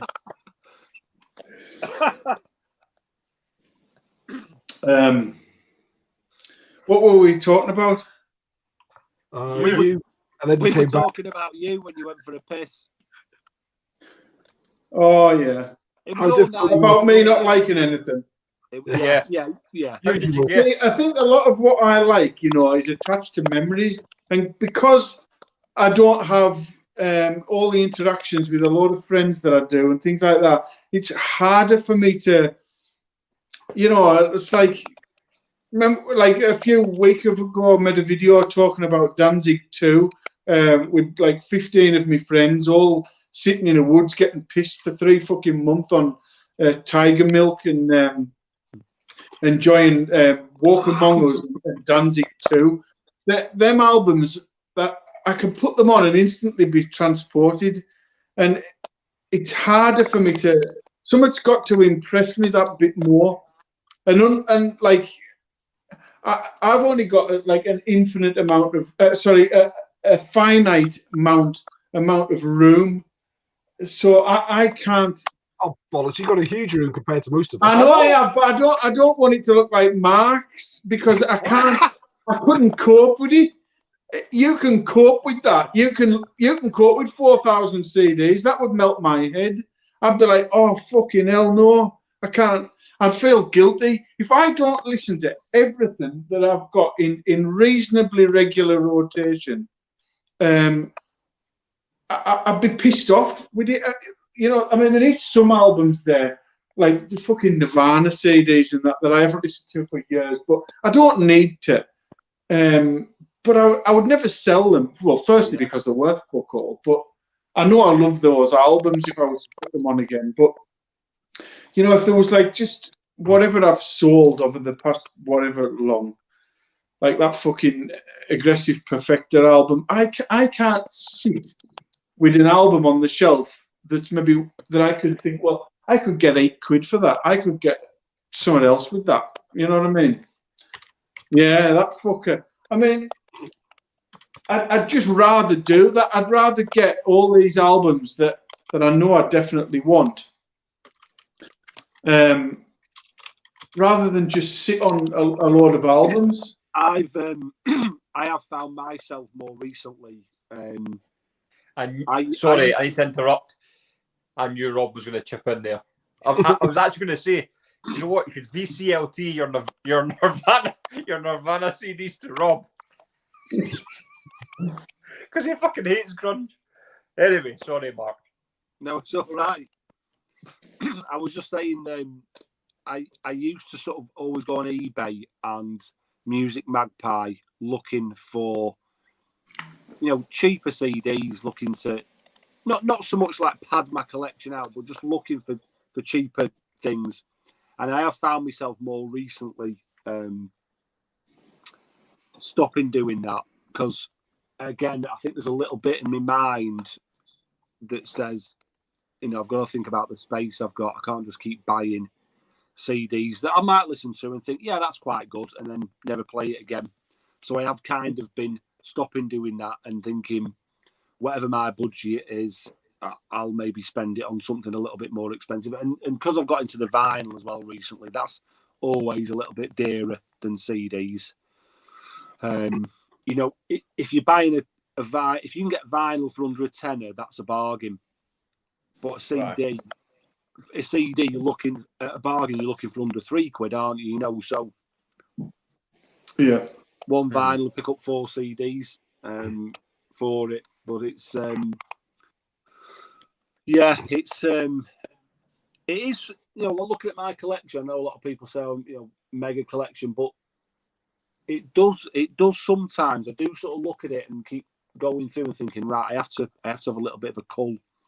Because I don't know if you've seen my recent video, but I talked about I've took all the non-metal stuff out of the metal. So everything behind me is just all metal.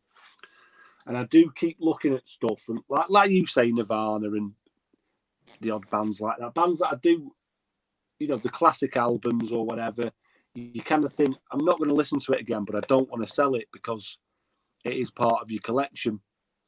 Yeah, I'm going to make a video on this. Marty, who's watching now, made a video, and it was talking about the dark side of collecting. And I really enjoyed it. And I thought, I'm going to make a video at some point myself about, we all love to collect. We all know the amazing feeling of that hunt and all that. But there is also that dark side to collecting, isn't there? Oh, yeah. And you've got to really, you've got to. So at some point, and there's a question for you. I am going to make that video at some point in the future. When, I don't know, but I want to have a think about it. What are your plans, boys, for your next videos? Any ideas?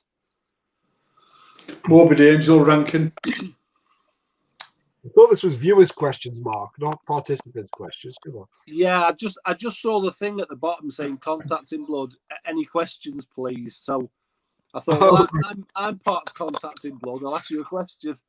Oh, fair enough. I'm going to do a Morbid Angel ranking. I've been listening to them just to sort of refresh my memories, and I didn't have Kingdoms Disdained, so I bought that the other day as well, and I've been listening, but I won't spoil the ranking by telling you where anything is, but that's my next video. I think my next couple, I'm off next week, so I've got a bit of time to do a couple of videos. So I think I'm going to do another update because I've had a lot of stuff come in over the last couple of weeks. I'll do another collection update, and I'm swithering on doing either a Death Angel ranking or a Rat ranking. Yeah, I know which one I want to see instantly. Oh, okay, I'll do the Rat then. Seriously though, like in all seriousness, I'm not just trying to wind people up. Do you not think the Rat have absolutely no fucking passion in any song that they ever did? It's just fucking flat as a witch's tit. How flat are witches' tits? You're talking to a huge Rat fan here, Mike. You don't. Oh, fuck him! I don't mind him. Apparently, witch's tit fan. It's a good name for a band. band. That to me, like, I think it was Rob actually, Black Star Vinyl, made a video a year or two ago and put part of his questions was, what do you look for in what makes a good album or what makes a good band or song or whatever? And people put like, oh, they like the music, the riff, the lyrics or whatever. But to me, it's got to be passion is first. I've got to know that they seem like they absolutely mean it, and I just don't get that from Rat at all. I know they just seem like they're treading water. It's as if like they could knock those songs out at any day of the week. I mean, Motorhead are a little bit like that as well. They have dozens of songs that you think, I bet they could rattle 5 songs out in 2-hour rehearsal. But they've got some early, the early Motorhead work up until the early 80s. That's my favourite Motorhead stuff. I think you've got to remember as well, Mike, is bands like Rat, they're sentimental to people. Whether the music's amazing or not. I think a lot of my friends who were listening to hair metal, Rat had come along at that time. So there's probably that sentimental thing, like you were saying before, where you've got like an emotion attached to a lot of albums. I think Rat's probably got that for quite a lot of, hair metal fans as well, hasn't it? Yeah, I mean, that's a very good point. I mean, you're discovering Rat when it's probably like 30 years old and you're 48, 49. Do you know what I mean? It's maybe a bit of a 51. 7. Do you know what I mean? But if you'd maybe discovered Rat when you were 14 years old and all your mates played Rat and you had great times to Rat would be completely different for you. Yeah. Go on, I'll give you that. Right. Hey, mate, if you'd have been in the club and Rat came on and one of those birds came over and rode you, you would fucking love them. Yeah. Round and round. I heard that song back then. I actually had a copy of Dancing Undercover back in the day, but I put it on for like 10 minutes and went, fuck that shit. Anyway, so what's the next question? Well, my next video. Oh, right, sorry. Thanks for asking. Oh, yeah, just jumped Got in. a CD update. So that's stuff I've got last month, whether it be VCLT or eBay, Music Magpie, what have you. So I'll probably go through and give my thoughts on some of that stuff, because I've hardly listened to any records over the last 3 weeks because I just had too many CDs to catch up on. I don't listen to. I usually when I get CDs, I rip them, and when I walk to work, I listen to them, but I don't walk to work anymore. So I was finding out, it's like I was buying CDs in the same quantity, but I just wasn't consuming them. So now I've had to make a conscious decision just to listen to the CDs. You'll have to do a Captain Tom and just walk around the fucking garden. I need a Zimmer. Yeah, you could raise some money for more CDs. There you go. Yeah. Easy question. What? Good question. Nice quick one. Give a quick answer. Don't let's not go in depth. That's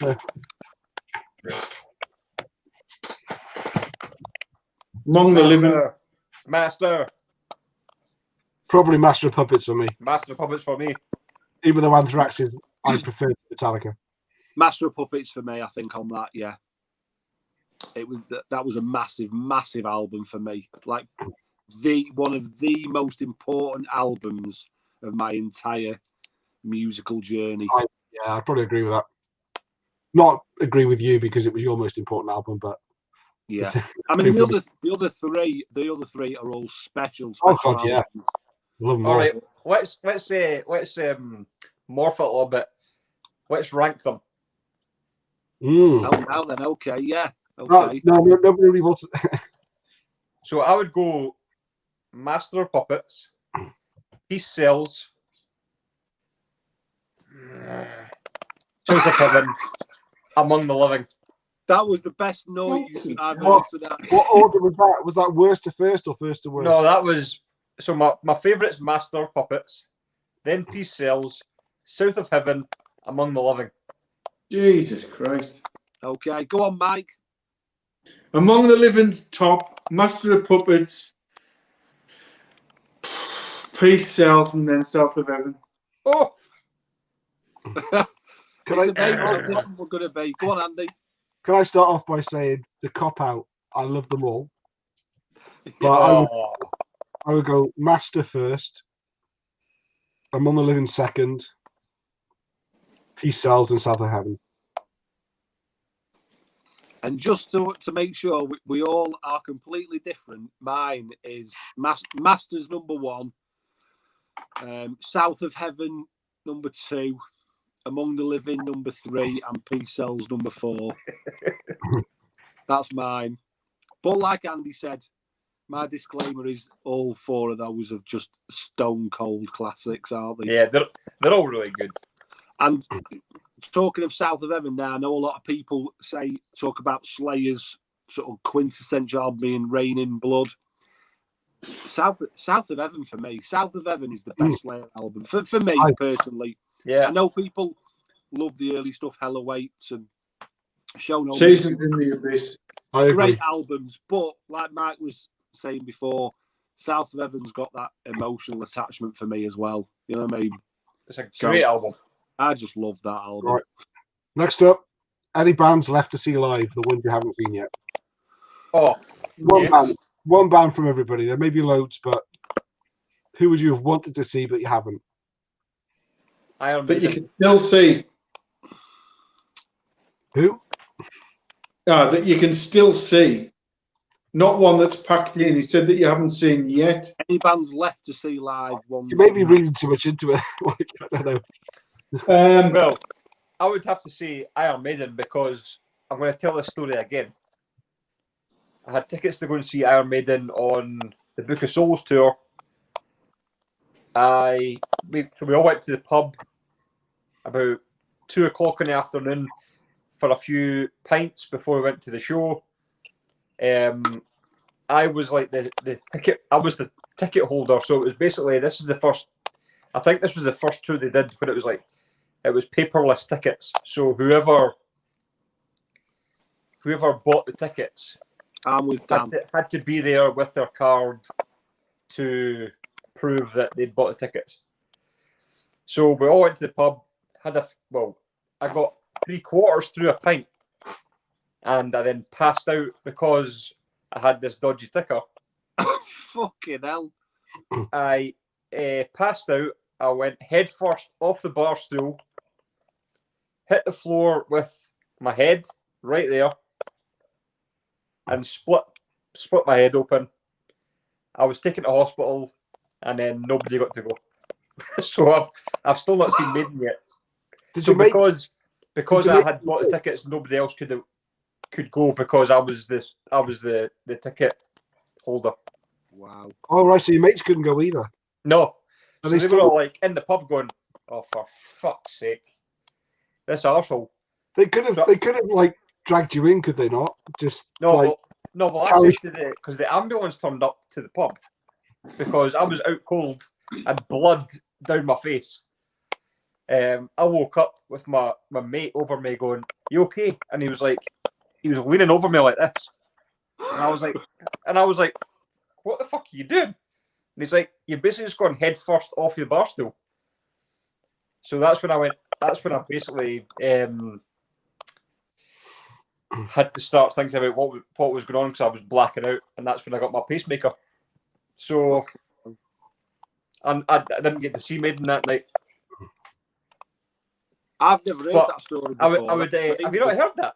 No. Oh, you must have done. That's his Zentric story. That is my Zentric story. So I'm actually thinking about getting a tattoo of Eddie with the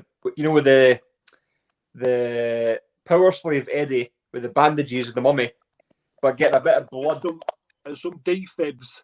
Yeah, or maybe I was thinking about getting a bit of blood kind of soaking through the bandages on the top of it. I think that's a great idea. Top of his eye. I can't believe if that was my mates, one of them would have walked in the Aussie, said, "How you doing, Gib?" and had the tickets out of my pocket and gone. No, I was thinking it was paperless, so you had to turn up with the card.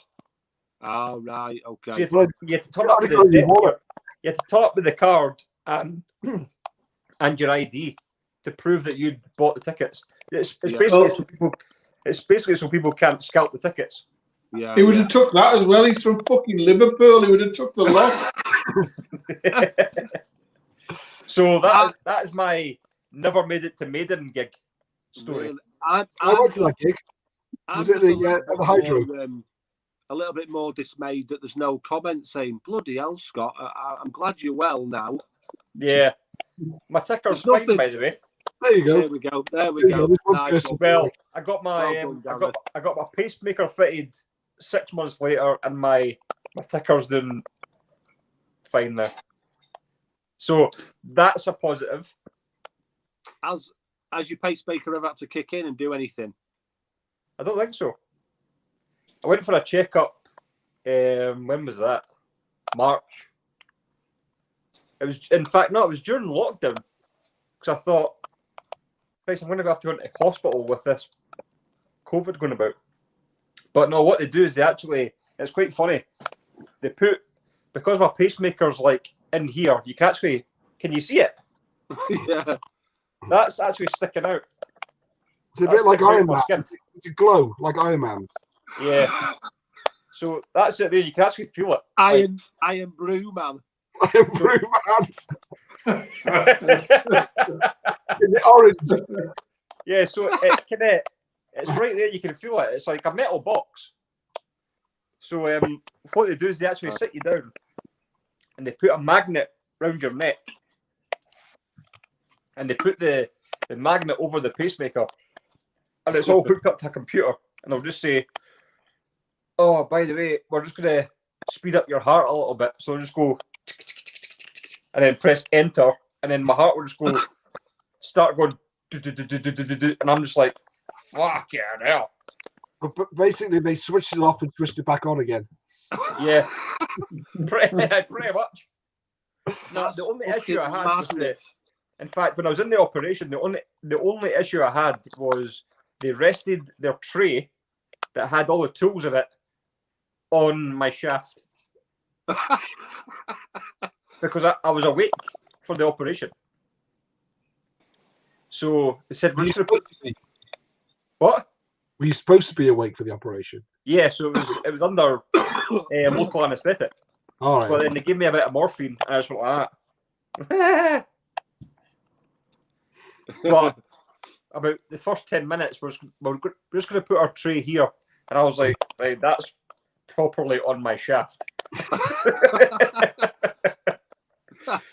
But then I passed out, and then it was fine. So sorry, I went on for ages, but that is my I never saw Maiden story. That's my Zentric story is just awful now. You know what I mean? There's no, it can't compare to that. Can it? You never nearly died. They just misspelled your name. Yeah, exactly. How you on about that for 50 years? I mean, if your heart's not on its arse, then your story's shite. Yeah, absolutely. But well, yeah, I mean, I can't top that, so I'll just say Halloween. Honestly, should have muted him. I think I'd say Maiden as well. I think I'd like to see Maiden, but I'd like to see Halloween as well. Well, Halloween are playing that whole that Keepers United business. They've moved the date because that gig was on your Lal fella's birthday, but now it's changed. Oh, was it? It's in. I think it's something like May the 21st now. No, and it's still in Manchester. Aye. Yeah, we might need to. If fancy a bit of that, like. We might need to look into that. But yeah, that was the only reason I wasn't going because it's my little lad's birthday that day. So. Yeah, well, I'd like to see that Halloween situation they've got with Andy Dennis and Kiske and Kai Hansen and everyone having a go. I think I love that DVD that they fetched out. Yeah, I'd like to see. Did they sell all the tickets for that? Was it the? Oh no, it's just been it's all available again. The dates got completely changed and it hasn't been out long enough for it to sell out anyway when they had to cancel. We might need to look into that, gentlemen. I think so. They're doing Manchester and London, so it's like fucking you're going to Manchester, aren't you? Do you know what? I haven't been to a gig for so long, whereas actually Manchester kind of, I was put off because it was just like, oh, I don't know if I could be asked going to Manchester. But now I'd be like, I haven't been to a gig since February. Yeah, same here, yeah. I'll go anywhere for a gig. Yeah, well, if things change and it's looking all right, that could be something we could go to, couldn't it? Yeah. I'm thinking about getting tickets for Ozzy and Judas Priest as well. Yeah, that's extortionate, though, aren't they? I just don't see Ozzy doing £75 a ticket. But I think how it'd be much? £75. I think it'd be worth it though. And if I could get a ticket for that, I would go. But I can't see Ozzy doing it. No, it's 2022 now. Yeah, I know. So I don't really want to spend that money now. No, fuck that. So the band that I would want to see live that I haven't would be Megadeth, just to complete the big four. I've seen all the others. I've seen the other three. Metallica and Anthrax in the 80s a few times. Slayer only on their final tour. But I'd like to see Megadeth just to tick that box. Halloween as well, definitely, but probably more so in their heyday. But certainly now, Hanson and Kiske are back in, and the fact that I now appreciate Terrace a lot more, I think would be pretty cool. I think at the time when we were talking about that, Mike, I was just thinking, I just don't know the Andy Darris era, and I wasn't bothered. But now, I'm a lot more open to that, definitely. Yeah, it's took me a while to get into the Deadit era, but it's decent. Seven Sinners twice. Yeah, I can't see Ozzy doing that. If it's in another, you get on for 2 years' time. Yeah, it'll be 74, 73, 70. Will a Wasp redoing their dates for that tour that got cancelled? No, they cancelled and refunded. Well, I mean, they may do in the future, but they've not. I mean, Saxon has been cancelled 3 times now, but they're not refunded tickets. They're just like it's like May next year now. Yeah, with Diamond Head. I don't know who they toured because it was going to be with. I think it was going to be Girls' School where they were playing in Glasgow, certainly, but I don't know who the support's going to be. But what are you doing, Scott? For goodness sake. Every time I've seen Megadeth live, they've always been plagued with an awful sound at the setup, at the gig. Yeah, you haven't been able to hear much. I don't know what goes on. Have you seen them, Mark? Who's that? Megadeth. Yeah, I saw it. Stop fearing yourselves, ladies. Come on. I saw them at the Clash of the Titans. Oh wow, that would have been cool. And yeah, it was the Nick Menza and Marty Friedman. They were absolutely brilliant. I mean, Slayer. It was Suicidal Tendencies first on, who were brilliant. Then Testament when they just brought out Souls of Black. I'll be back. Megadeth, Slayer were good, but yeah, Megadeth were just awesome. Just big radioactive signs all over the stage, and that was the time to see those 4 bands, wasn't it? Oh, absolutely, yeah. And Dave Mustaine come out with his tight blue jeans on his white shirt, and that came off halfway through the gig. They were just brilliant, and they were that good that Slayer afterwards were great, but they weren't as good. You kind of Megadeth were that good, and you used up that much energy watching them that when Slayer came on, you were kind of spent. You were like, fucking hell, I've had enough. To be honest, Slayer shouldn't have been going on after Megadeth. Really. No. I don't think so. I would have always had Megadeth down as headline and that. But I think they might have alternated dates. I think they did. Because I think they only played 3 dates in the UK, and that's probably what they did. They probably swapped it over, didn't they? I don't know if that's what they did over in America or not. I don't know, but I just never really considered Slayer being quite at the same level as Megadeth, even though on the whole I like Slayer more. I mean, I certainly don't fucking like Slayer more up until for the first 4 albums. No, Megadeth's fucking totally untouchable for them 4 albums, but they've put out other stuff that I've ended up liking Slayer. Probably like more Slayer songs than Megadeth songs, but I still don't see Slayer being above Megadeth on a concert. I just don't see. And that's it. At that time as well, like Nathan said there, that was the Rust in Peace era, So it's golden. I think it was Souls Are Black for Testament. It was Rust in Peace for Megadeth, and it was Seasons in the Abyss for Slayer. So they were all massive albums. Lights, Camera, Revolution for Suicidal Tendencies. They was 4 massive albums for those bands. And I was amazed when I saw the lineup in America for the Clash of the Titans, and Anthrax. There was no Testament to Suicidal. It was Anthrax and Alice in Chains, wasn't it? Yeah, but it was supposed to be Death Angel. That's right, yeah. But they crashed the fucking bus or something and couldn't do it. Yeah, they did. Yeah, they did. The drummer was in a bad way, wasn't he? But I mean, to put Alice in Chains on, I suppose they should have just fetched fucking Testament back over, because Alice in Chains no one give a fuck about them for that tour. Because of that, they talk about that sort of set of gigs being almost like the sort of death toll for thrash metal. The fact that you had the big thrash bands, and then, the Seattle scene's doing quite good. I tell you what, we'll stick one of their top bands on the bill as well.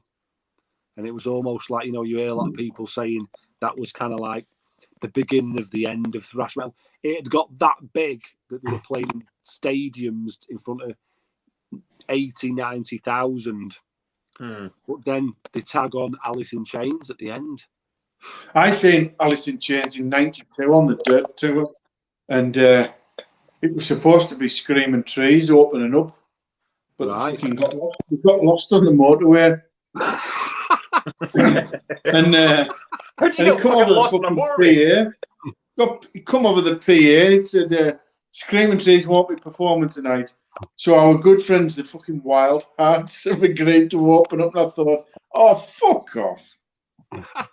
So yeah, it was the Wild Hearts and Alice in Chains. Fucking hell. Have we got a new question, Andy? Probably. Let's see what we've got. Yeah, actually, there's one here that's a serious question. Oh. Yeah.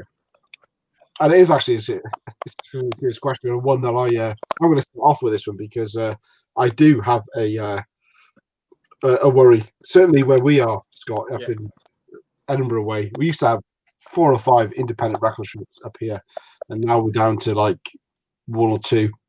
Yeah. And they're dropping like flies.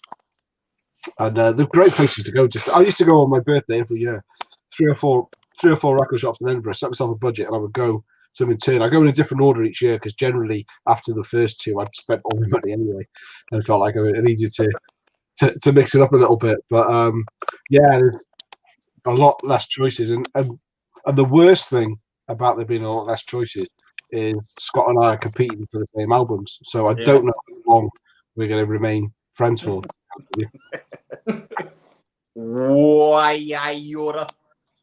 I think that the Reverend that he picked up the other day, he's put a little bit of a rift in there already, hasn't it? Was that an online one, that Reverend one, or was that? Yeah, that was online. Yeah, well, there you go. That was I can't compete against the World Wide Web, man. Come on. Oh, Yeah, when I got that Reverend in, I opened it and I looked at the vinyl. I was like, oh no. I was like, that was like the one, you know, when you maybe order maybe 5 or 6 vinyl at the same time, but you've kind of got your hopes set on maybe 1 or 2 of them just to be because they're really good finds. And I got that in and I looked at it. I was like, oh, fucking hell. I was like, why did it have to be this one? Why couldn't this one be minty fresh? And that's the worst Indian accent. So I thought, right, I need to just give this a scrub. So I gave it a super good clean. Let it just let it dry for a few hours, and then I put it up the turntable, got my wee brush, got all the dust off it, and it played perfectly. I was like, thank fuck for that, because honestly, I think I got it for like 12 quid. So I thought, I felt it should be more expensive, and so when I got it, I was like, but always good. But the thing is with Andy, because we've obviously been in the same shops before. We had Record Shack, which was I want to say a bit of a shithole of a shop. I mean, it was old school. It was like a fucking dust bowl.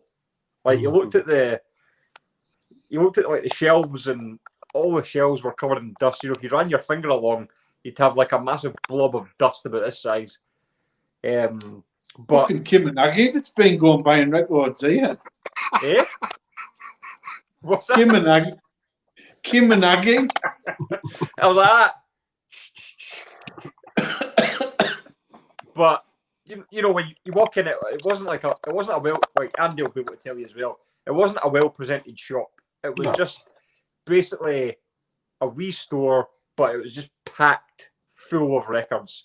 Like it basically needed like a really good kind of like refurbishment, but that was never going to happen.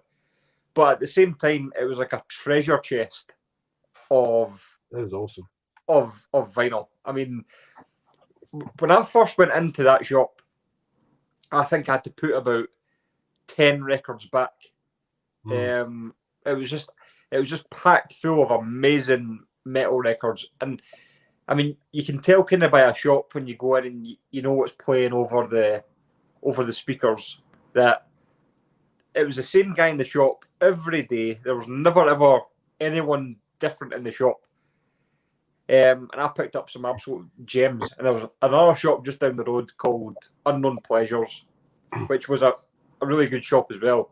A bit kind of more higher end. It was on the high street, the Royal Mile in Edinburgh.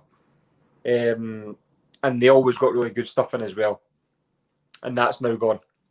Because obviously through lockdown, they've not been able to afford rent. So, and obviously on the high street, the Royal Mile is going to be extortionate rent for a storefront. It's all kilts and coffees, isn't it? Yeah, I mean, that's what it is. It's kilts. You can buy kilts. There's whiskey shops, wool shops. I mean, it's proper like tourist, the tourist strip.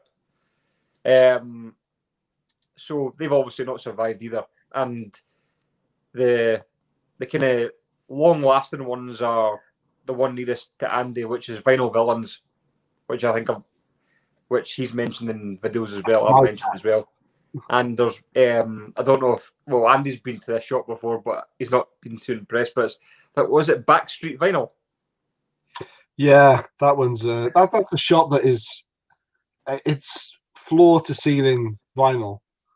But it's packed in so tight that you can't browse. And if you try to go in the shop to browse, and literally the shelves are like this far apart from each other, so you've got records on this side, records on this side, and you can't. If someone's in there browsing, and you can't. Well, I say someone's in there browsing. The guy in the shop won't let you browse. No.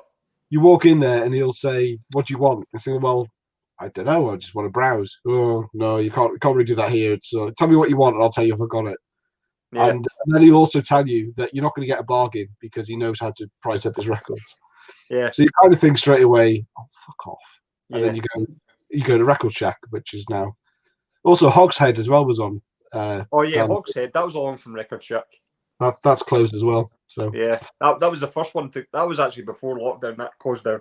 But yeah, you go into Backstreet Records, and the guy kind of comes up, and you're looking at a kind of empty doorway, and all you see is this. What do you want? And you're like, oh, I don't know. Oh well, you need to know what you want. I've got like 65,000 records in here. And I was like, I don't know, metal. So he just brings out some Judas Priest. But the thing is, it's a pretty good shop if you've got some holes in your collection. You'll have like 4 copies of Screaming for Vengeance. You'll have like 6 copies of Number of the Beast. He's got that many records.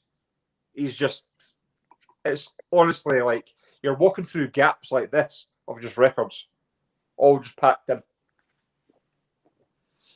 See, listening to you lot talking there about all these record shops, it's like it's another fucking world. I'm up here with the fucking cows and the sheep, and there's absolutely nothing at all. There's a record shop at Carlisle, but he's got very little.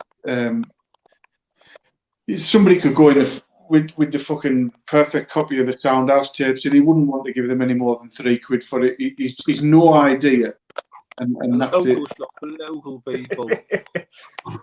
What do you want? So the last time I was in a record shop was when I went to Blackpool, and I didn't get anything because the setup was like, if they don't have them set up properly, I haven't got the patience, and I didn't have the time then because people who aren't like, namely Julie, who wasn't remotely fucking interested in looking at records, has got a limited amount of time she's prepared for me to look through a record shop, and if they're not done by like genre and stuff like that, I don't want to look through a lot of fucking Aswad albums to find something, you know what I mean? So my experience of record shops, we had them back in the 80s and the closed in the early 90s, and up till sort of fucking 2 hours away up at Newcastle, I haven't got anything. Everything I buy is online or brand new from HMV in town. I hope I do hope the little independent shops do survive it. I don't know. I do fear for a lot of them, to be honest.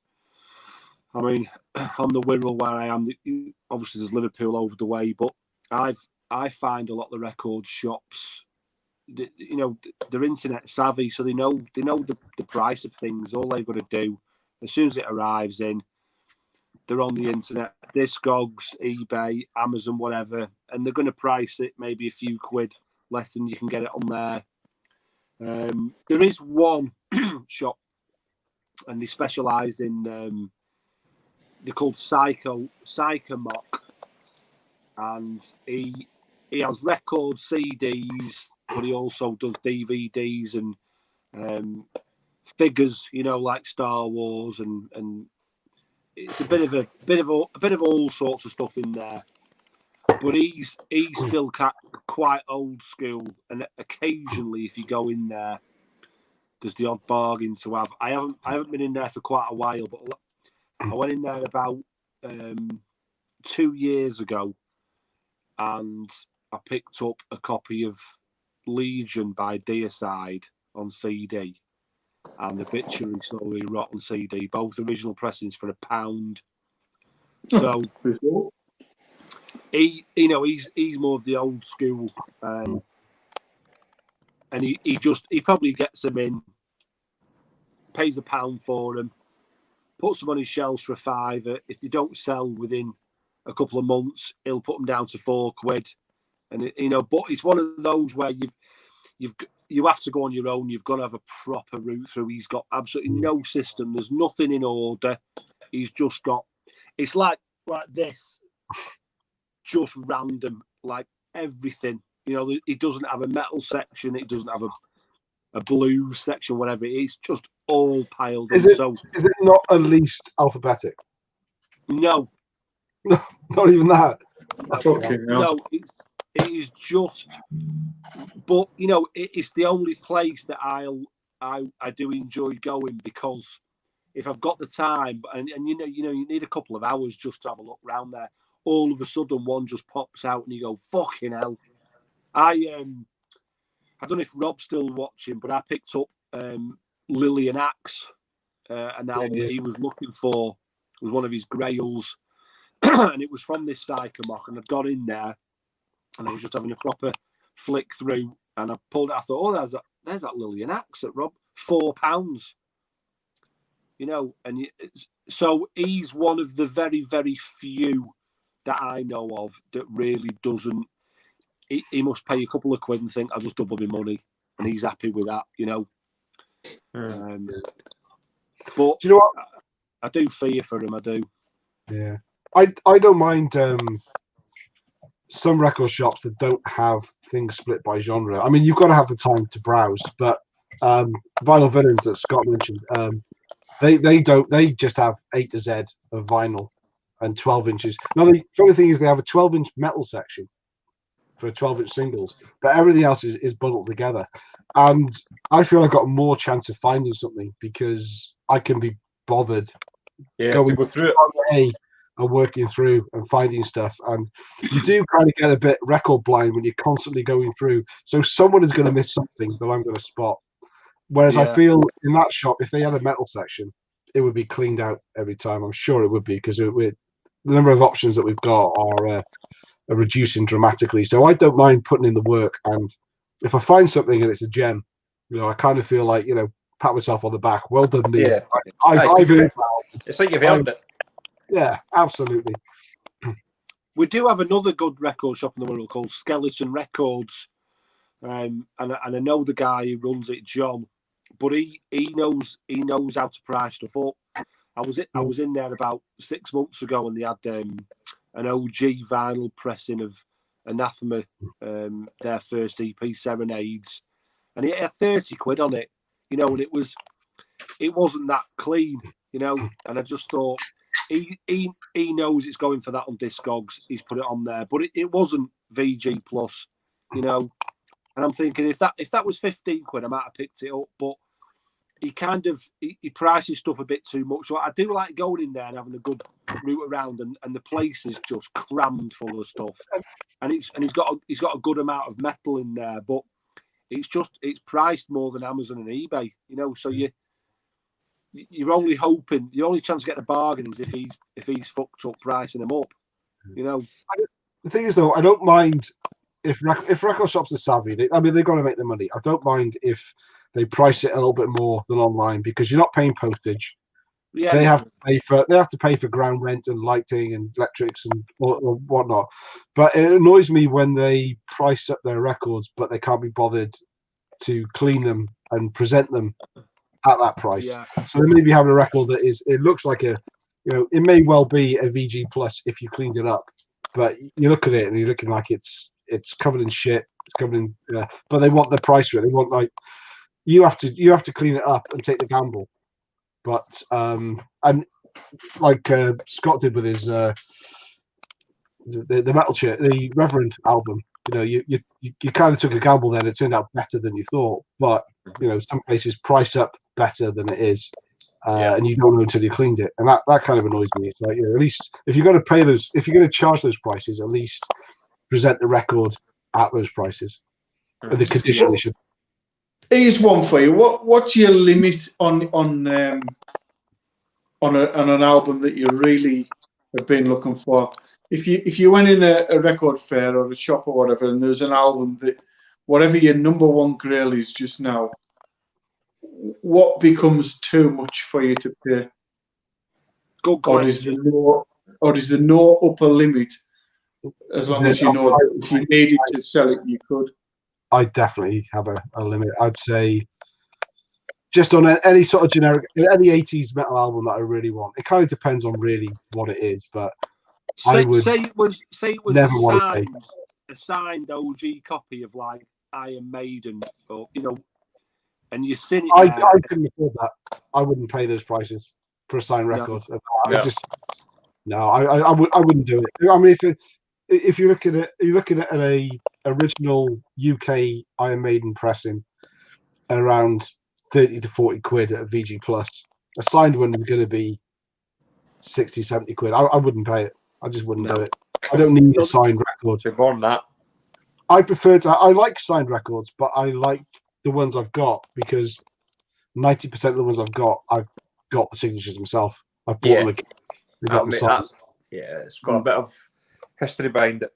So what is kind of your limit there, Andy? What do you if you see something that's 30 quid, do you think that's what I'm looking at, or do you stretch to 40 quid? Or no, that's probably the most expensive second-hand album I think I've ever bought is probably around the 30 quid mark.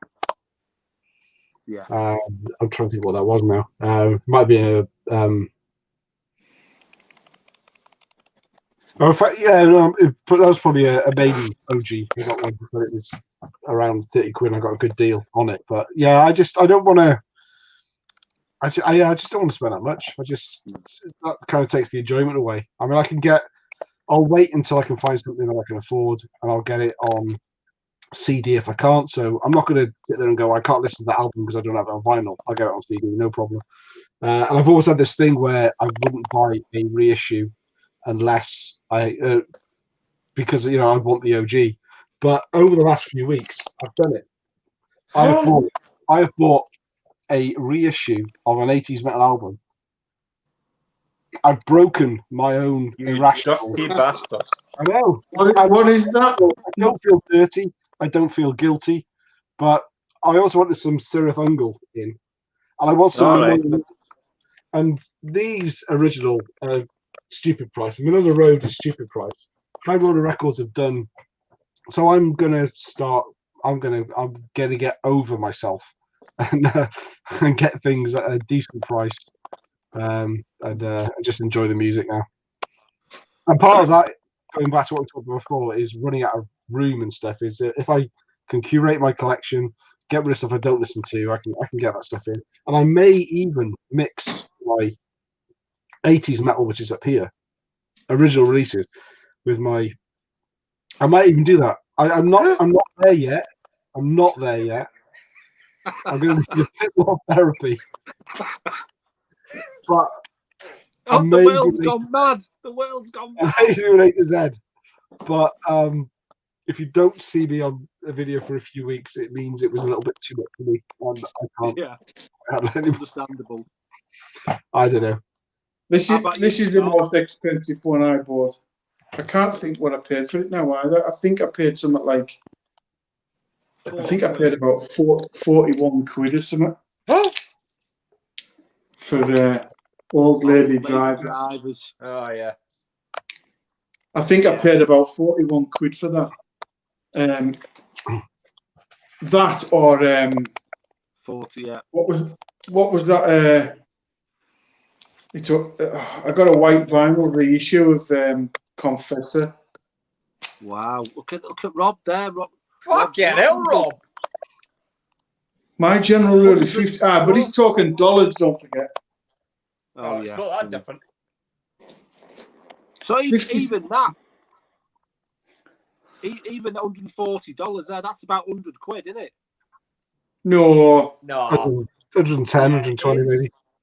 It's about what? Is it not about $1.50 to the pound? The pound's worth shit. So. Wow. I think the most expensive album I've bought, I mean, it's signed. But I've said this before in videos before, my most expensive is £75. And that was for a signed copy, fully signed copy of Dr. Feelgood by Multicrew. In fact, I think that video where you're holding that up in your thumbnail, that's the first ever video I saw of yours. Yeah, so that's now up on my wall. Can you see it? Yeah. Oh yeah. There it's there. Yeah. That's it.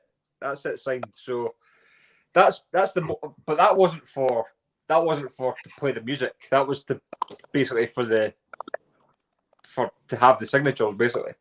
Yeah.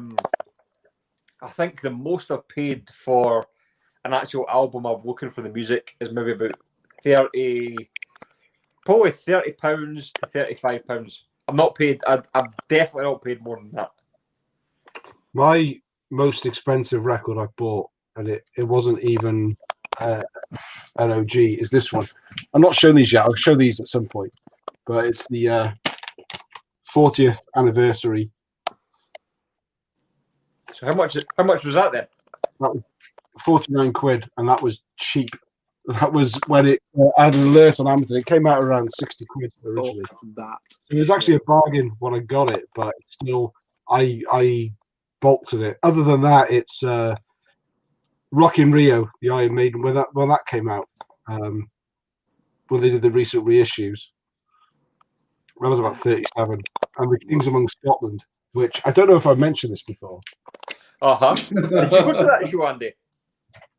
But I was no, right. Where's I was my at this gig. Zentrix? Where's your Zentrix album? Where's my Zentrix? Yeah, I was see the crowd here.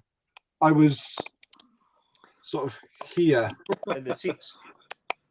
Yeah. Have you watched the DVD yet to see if you can see yourself?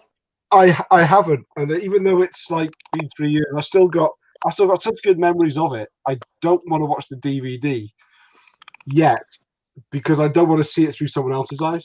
I don't know if that makes sense, but I kind of think it's like when I watch my wedding video, I see me getting married, not me. It's just like I see it through someone else's eyes, and now I don't want it. I don't want. When I watch that, and I will watch it at some point, the DVD, but I kind of got such good memories of it and seeing it and the atmosphere and everything that went on. I kind of don't want to see it through the filmmaker's eyes yet. Another irrational issue with watching DVDs of shows you went to. Did you mention your most expensive CD, Mark? No, I'm. Funnily enough, that's going to be my my next video that I do is going to be my 25 most expensive albums in my collection. But when it comes to buying them, I have a limit. Especially, I've been buying quite a few sort of pre-orders, getting a few new albums in recently, and I think the most I tend to go for is 25 quid. That's about the most I'll spend. But it's a brand new album coming out, comes with a poster, coloured variants and all that, limited to 200. I'm talking about a lot of the underground sort of music that I listen to. But the most expensive CD I've ever bought is Carnage, a Swedish death metal band, Dark Recollections, and they did a split with Cadaver on a label called Necrosis, which was like a subsidiary of Earache, run by. You've just shown that, haven't you, recently? Yeah, I paid £33 for that. Fucking hell. And that's not. I haven't got a CD that I've paid anywhere near. I think the nearest to that I've paid is about 15 quid. I went way above what I normally pay, but just because it was such a big CD for me. There's other CDs out there, and I was lucky enough to get gifted Considered Dead by Jim. But the cheapest I'd ever seen that one was £60, and I can't pay that for it. It's if I did, it's kind of like you've got your budget. So if I'm looking at a CD and it's 30 quid, I'm thinking if I buy that, I've still got a few quid left to get a few other things this month. If I spend 60 quid on one CD, it's like as much as I want it, there's a thing in the back of my mind that sort of says, well, I can't buy anything else now. Darcy's got it right there. I just sneak him in, open the jumper straight upstairs. Yeah, I think Billy Hurst come in the post today. On the video, no. Billy Hurst said, "I like that when he bought a collection and he bought a collection of someone, and he waited till his wife went to bed, and then he went back out to the car, fetched it in, and he said, "What my wife doesn't know won't hurt me." I fucking love that. It's true. I saw a video earlier today, funnily enough, talking about this, and I forget what his channel's called now. American guy, but he has just bought his holy grail of holy grails, a Pearl Jam live album from 2003. So, you know, I suppose vinyl pressing wasn't prevalent in those times, was it? Signed by the band. He paid $1,200 for it. I would never do. I would just never do it. I would buy more records. Yeah, $1,200 on one album. Never. And he Never. said that he said the way he justified it was he sold about 4 or 5 of his top grails for, you know, a few $100s each. But Did he buy it as an investment, or did he want it to play? He wanted it to play. But still, you know, fair enough. And that's another thing. That's what one of these things I was mentioning about this sort of dark side of oh, excellent, Jamie. The dark side of collecting, you know, do you buy things to put in your collection because you know that you've bought it cheap and it's worth a fortune? Or do you buy music because you want the music in your collection and it almost doesn't matter what it's worth? That's one of those little dark areas, isn't it? You know, you've got to weigh it up. I mean, you've got to. It comes to a point where, although you like or you love the music, you've got to draw the line. I mean, how much? Although collecting music is a passion for a lot of us, you've got to draw the line somewhere, because then it just gets to like almost an obsession. And I know you can all sit here and think I'm obsessed with vinyl because this is what we talk about, this is what we do, but it gets to a stage where it's probably unhealthy that you're paying, I don't know, £1,500 for an album. Do you know what I mean? It's obscene. I find that just, you know, I understand people, even Rob, we were sort of going, wow, we'd spend $100 on a record, but you know, $1,200 for one record. That's fucking mental. That's mental. If you can afford it, then it's not a problem. Yeah, it's fine. How does a record get to that stage that it's that expensive?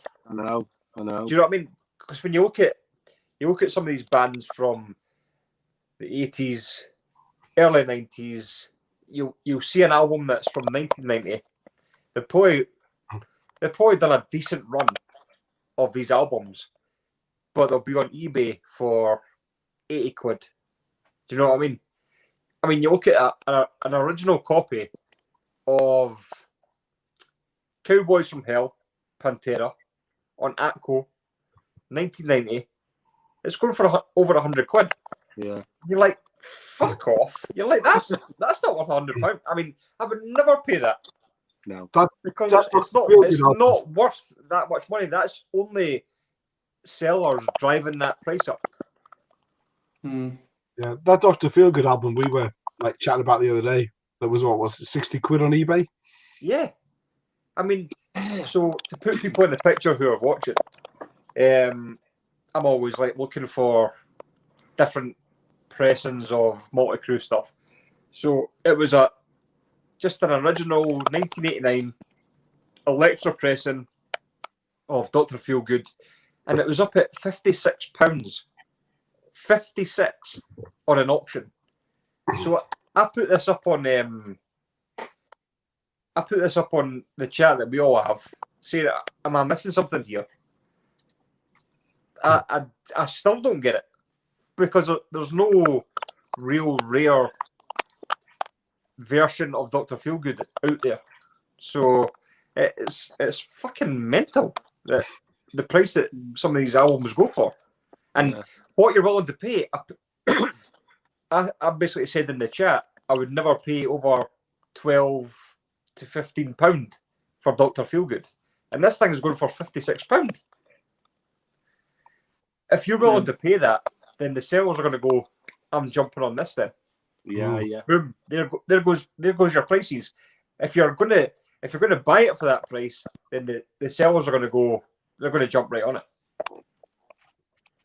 Yeah. Here's one. Why do record companies not press albums for seemingly unknown reasons? Like at the moment, I'm on the Earache Records Facebook page, and there's this guy on there, and he obviously loves Cathedral. End Time. This guy loves Cathedral, and they have an album called End Time. And every time Earache put a post up, this guy's just basically saying, "Yeah, I'm not fucking bothered. Put End Time out on vinyl. I just want End Time." And I put this thing on, like talking to Earache, saying, he's got a point. All they seem to do is they put out the same fucking 4 or 5 Morbid Angel albums, and all this other shit, Napalm Death and that, and then there's all these other sort of wider Earache albums. They never fucking touch them. They never repress them, and people are wanting them, and I don't get it. They still own the rights. The Carcass ones, I've just jumped on them pre-ordered, but it's been fucking 5 or 6 years since, and they were only fetched out last time in America.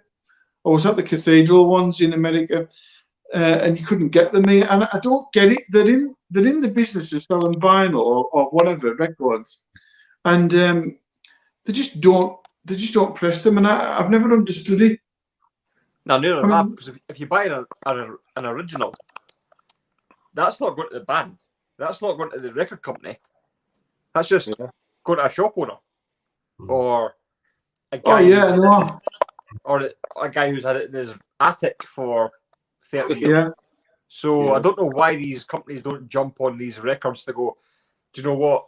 There's a massive outcry for this record. We should get this out there, get it printed. It's well worth the money. Especially when they're an established firm, such as Earache will be on good terms with wherever they get theirs made, and they'll be able to, they'll be able to ring up and say, we want 1,000 of these. We want 1,000 of these. Get on with it or whatever. But we don't even fucking. Because I was saying to the bloke on it, I said, I see loads of people asking this question about different albums. We don't even fucking answer people, and then they expect people to then go, "Oh, we're fetching out another fucking reissue of From Enslavement to Obliteration, and this time it's going to be on purple. Are you going to buy it?" You think, "Fuck off!" You know what I mean? I don't know what it is. I don't know why they do it. I'm quite sure if these bigger labels gave the likes of, Hammerheart Records and Dying Victim Records, like we were talking about before, if they'd jump at the chance to put them out. You look at the price of even like those early Pantera albums, like Power Metal and that before, Cowboys from Hell, and you look at Cathedral. What's it called? Forest. Equilibrium, is it? What's it called? Forest of Equilibrium.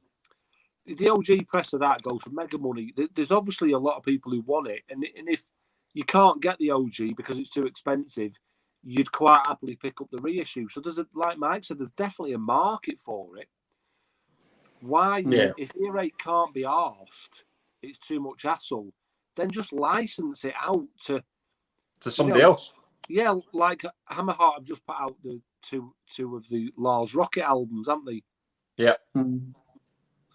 So obviously Enigma Records or whatever they were on, there you go. Hammerheart pay Enigma a percentage for everyone that they sell, and they put them out there. They do a nice coloured variant. So I don't know It's like I know there's some situations where it's like that fucking company in America. What do they call them? The nuclear assault survives on it over there. I mean, it's on under one flag here, but it's on somewhere else. Who? IRS, yeah. Now that guy who owned that, he's died or something, and he's left the label to his son, and he's left him fucking millions anywhere. And nuclear assault approached them and went, right, can we buy the rights to survive, and then we can put our own out? And he went, yeah, 100,000. Well, a band like that hasn't got that sort of money, so it's trapped. He's not remotely interested in it because he's into fucking speedboats and yachts and shit with his inheritance. His father's fucking dead. He doesn't know what he's sitting on, and yet he doesn't want to say, all right, then, and just let the band do something with it. Yeah. It's fucking weird, eh? It's shite, isn't it?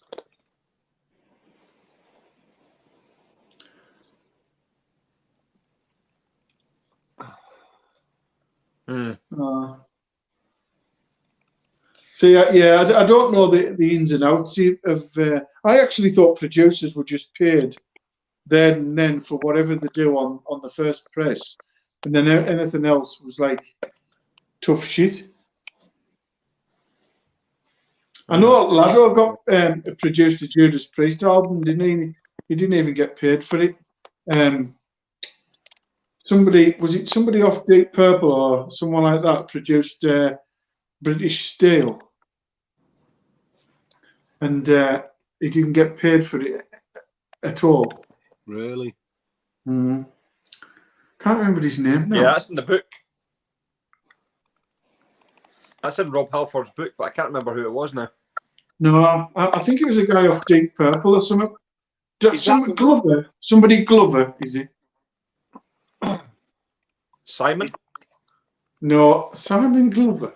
Is that the Rob Halford book? Danny Glover.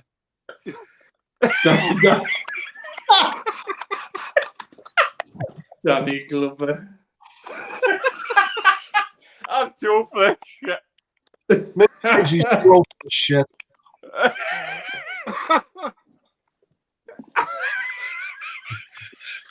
Yeah, I think Danny. No, I think Roger Glover. Yeah, I think it was Danny Glover produced British Steel. Oh, brilliant! Old Razor, old face. Is that the Rob Halford book that you've got signed, Michael? Oh man! Yes, that's right. Oh. Yeah, I'd like the KK Downing book signed. I'd like a copy of that. It would just sit nice with it. It would be a nice little duo to have on my shelf. That. Yeah. But I missed the boat on the KK book. I got the Kindle. It's a good book. I missed the boat for buying a signed one. Darcy just said then about Flotsam and Jetsam, no place for disgrace. Not getting a reissue. Have you obviously you boys have all heard that. Have you heard Jim Diamond moment, that one? Have you heard that the version of No Place for Disgrace that they redid and they like re-recorded it like sort of 25 years later? No. I've not heard that. I've not. If you love No Place for Disgrace, don't is it that bad? Reissue. Don't get. I don't even know where it is now because I've moved all my stuff. But yeah, they basically re-recorded it, but it's a bit slower. It's it's not good. But yeah, there's there's so many albums out there that even if they brought it makes you wonder. Like Scott said, that it can't be because the OG press goes for a lot of money. They don't own it. That's like you say, some shop owner or some. Yeah, that doesn't go to the band. So it doesn't make any sense for them not to put it out. And if they knew anything about music collectors, they'd realise that even if they still put the reissues out, there are people who still want those OG presses. Yeah. You know, and it would, maybe the OG presses would come down a little bit in price, but people still want them, So here's a question for you guys then. What do you feel about bands who not only reissue, remaster, but re-record old material and then re-release it? Yeah, Don't do it. That's the point I was making with that Flotsam and Jetsam. Don't do it. It's a no-no. Do you know what? I would generally agree, but I have pre-ordered. I'm breaking all my rules here.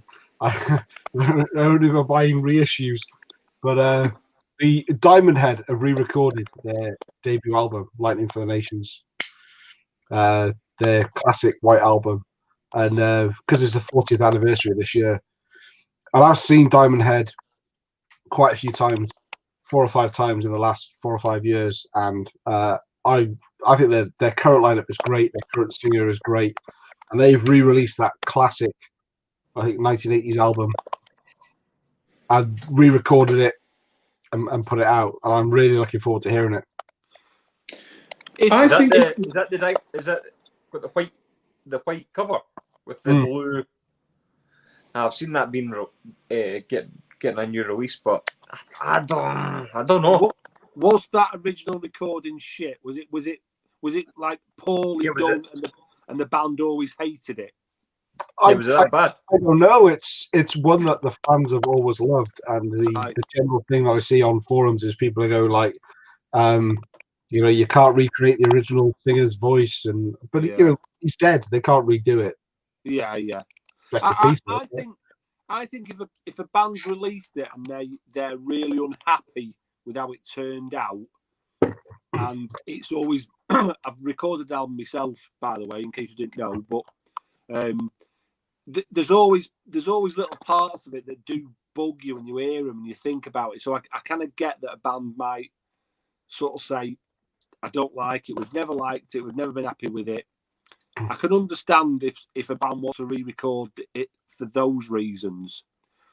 But if it's already a classic and people love it already and there's nothing wrong with it, I don't quite get that side of it. Do you not think that maybe they think that, so 40 years on with such a classic album, they have played that to death live. Well, maybe even not to death, but they have got better and better and better. And 40 years ago, a lot of these bands were teenagers. And now they are completely masters of their instruments.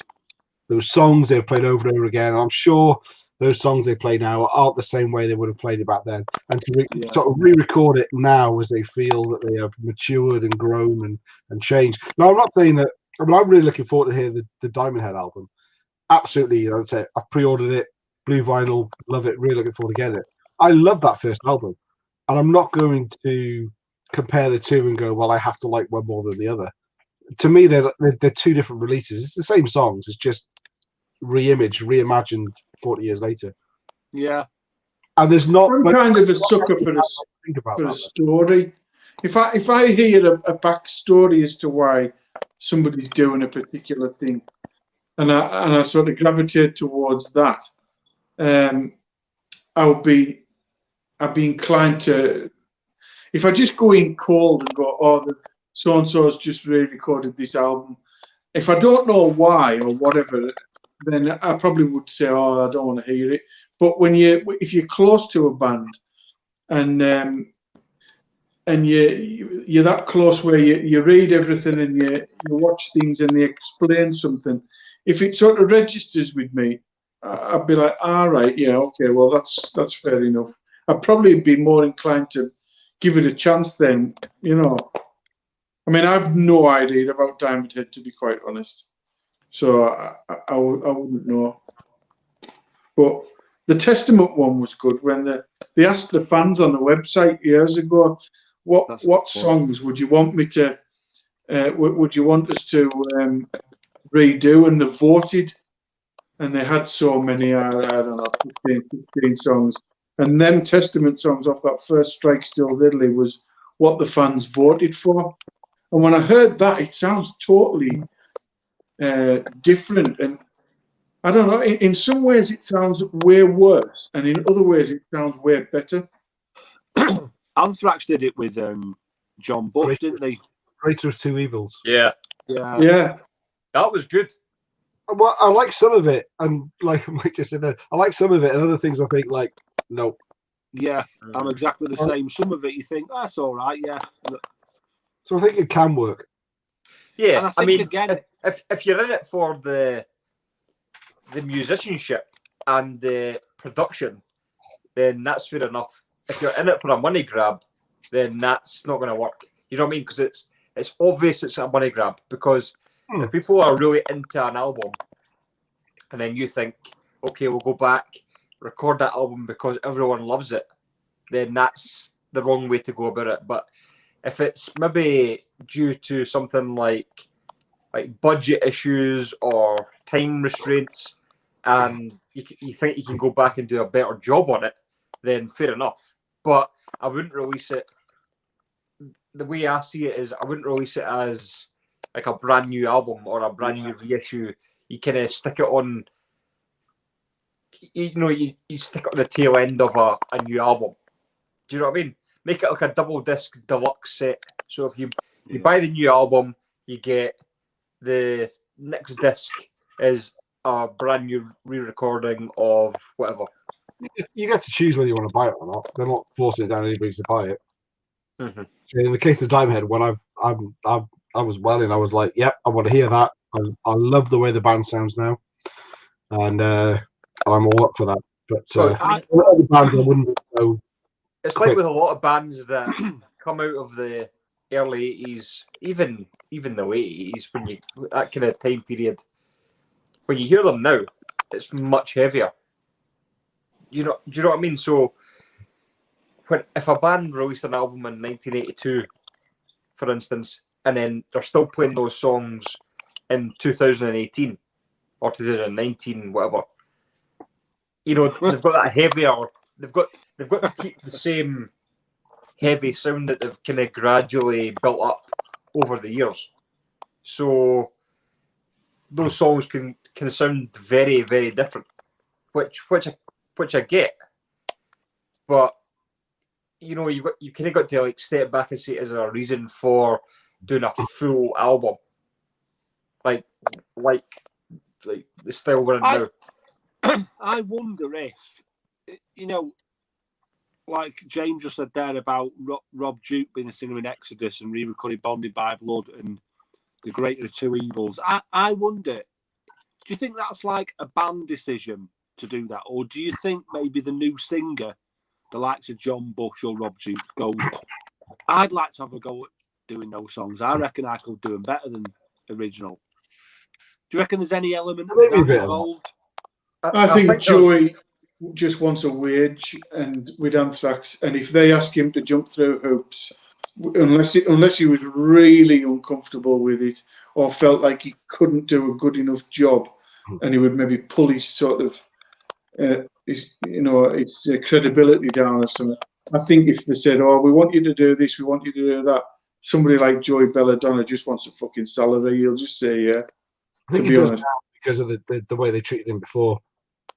He knows. I mean, I think there's every chance that Anthrax could go crawling back to John Bush and say, "Oh, we want it's 30 years since Sound of White Noise," and try and wave something under his nose and try and sweeten Joey and everything. And it's that's one thing. That's just one aspect of Anthrax I fucking hate. That it's as if they'll do. It's as if. Well, I know for a fact Scott Ian learned from the fucking worst in the business, which was Gene Simmons. And he said to him years ago, fucking charge what you can, get what you can. And he lives by the fucker. Yeah. They'll do nout for nout, you know what I mean? But they do love a reissue Anthrax, don't they? Oh. And you've only got to look at that new reissue of State Euphoria. All the bonus tracks in it are a load of shite, aren't they, really? The proper non-essential songs. They're a one listen when you first buy it, and then you never need to hear them again. Yeah. And that persistence of time, I've heard that the video footage is like 45 minutes of fucking, I don't know, Dan Spitz or Frank Bello walking around with a camcorder. So it's not like a third party. Most of it is just from the, was it the Aussie tour or Priest tour? There's not really anything worth seeing. No. So, and they do a nice fancy coloured vinyl variant, you know, to get the collectors involved, don't they? But yeah, it's well, we all know Scott Ian's, he's more of a businessman now, isn't he? And I mean, he runs the show in that band, doesn't he? well, him and Charlie, but I thought he was busy with his coffee. Well, yeah, I know. But I don't know. I don't know. I'll have to wait. It's going to be a while till I pick that 30th persistence of time up, because I'm not paying fucking 21 quid for it. I'm not paying 40 for the vinyl. I would get it if it went down to. I mean, it's 3 LPs, isn't it? So I'd probably stretch to 30. But fingers crossed it'll come down in price on Amazon. Check this out. Yeah. Talking about Amazon. Got this off Amazon the other day. I had it on CD already, but 11 quid. Yay. Good effort. £11 delivered.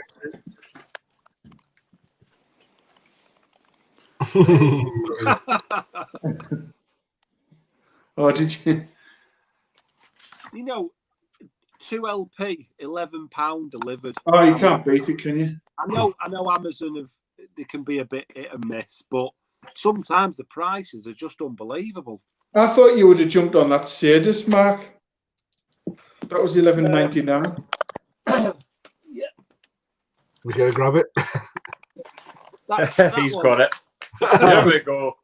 Yeah, that one. Again, and it came splatter vinyl. It never said it was. It never said it was a coloured vinyl. It's quite nice. It's I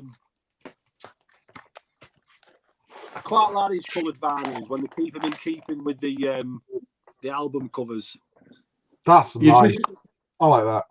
Yeah. You just want them other two to drop down in price now. Yeah.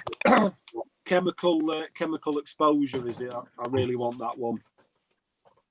So is there any more interesting questions flying around, Andy? No, I think everyone's gone to bed. Oh, for fuck's sake. Anyway, anyone still watching who likes a bit of crazy, speedy thrash metal?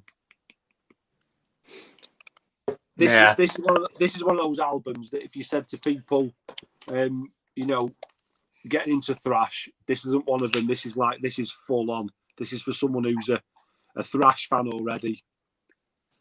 Blow your head off that. It's virtually the last fucking stop before death metal. It is pretty much. It's like Demolition Hammer, that kind of stuff, isn't it? Right on the verge. Oh yeah, Rob asked this one before, and oh, here we go. Yeah. Oh, no, Scott, you've just done a video on this, haven't you? So this is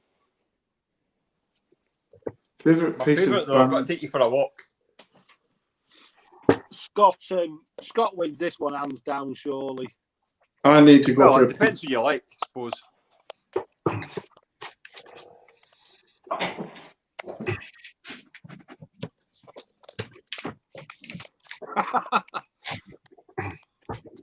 So I've got multi-crew signed by all 4 members here.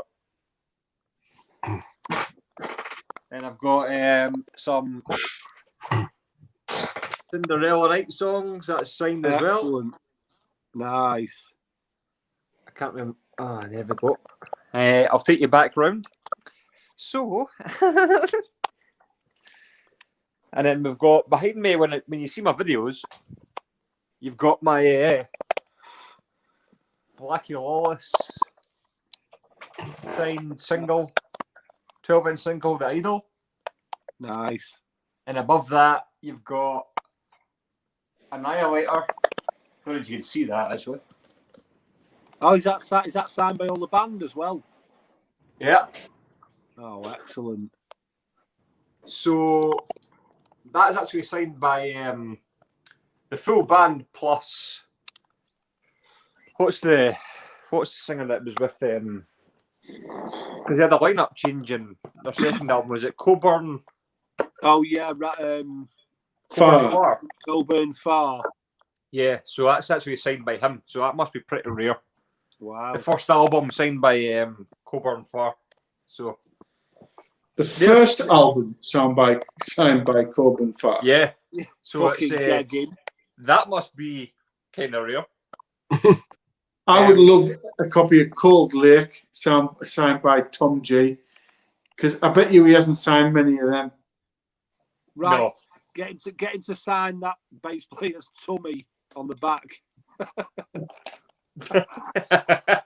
Right in the pubis. Yeah. That signed Hell Ripper flag Oh, did he that sign you the see flag? there. Nice. That's the only thing I can show. I think Scott Jesus. passed out again. Oh no, just his camera. Good red blood. We're all right. Fuck yeah, no. I don't have much signed stuff, to be honest. I have Hellripper, but I think probably my favourite. Where is it? Look at that product placement there. Enchantment T-shirt on the back of the chair. I know, what a play. Just shocking, isn't it? That's just look at me. I'm in enchantment. It's funnily enough, that's 3 on the back of there, all size large. And what size are you, gentlemen? I Bigger. like to think I'm a medium. Oh, bastard. Yeah, I like to think I'm a medium, but I'm a large.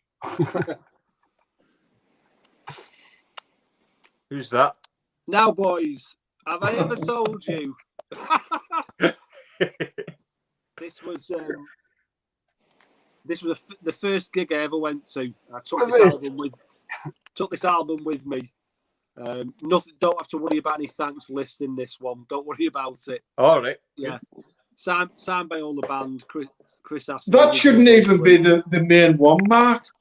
The main one you've got there is the Ghostbusters one, because you can't get that fucker.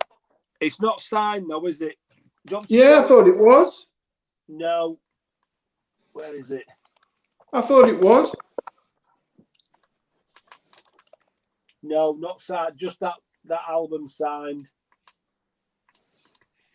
But I'll show it you anyway, just because it is so nice. I mean, that is like that's about £100 when you look on eBay. That was when I went to see them doing this album. They were throwing just these covers out.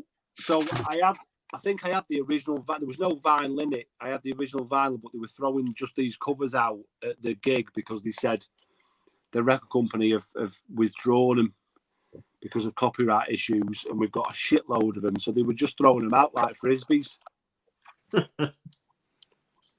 And little did I think about getting this signed. I asked them to sign that one. So I suppose if I'd have got that one signed as well. Oh, you'd have been sorted. Quids in. That's your mortgage. Not that I ever play it. I hate this song. I'm so sick of hearing this song. But yeah, it's a nice piece. It's a nice piece for the collection, isn't it? Well, you got the live version on the Zentrix live album, you said. Yeah, the Zentrix live album. Yeah, Dilute to Taste. Let me tell you a story. Please. Mark, you break it up. You break it up. I can't.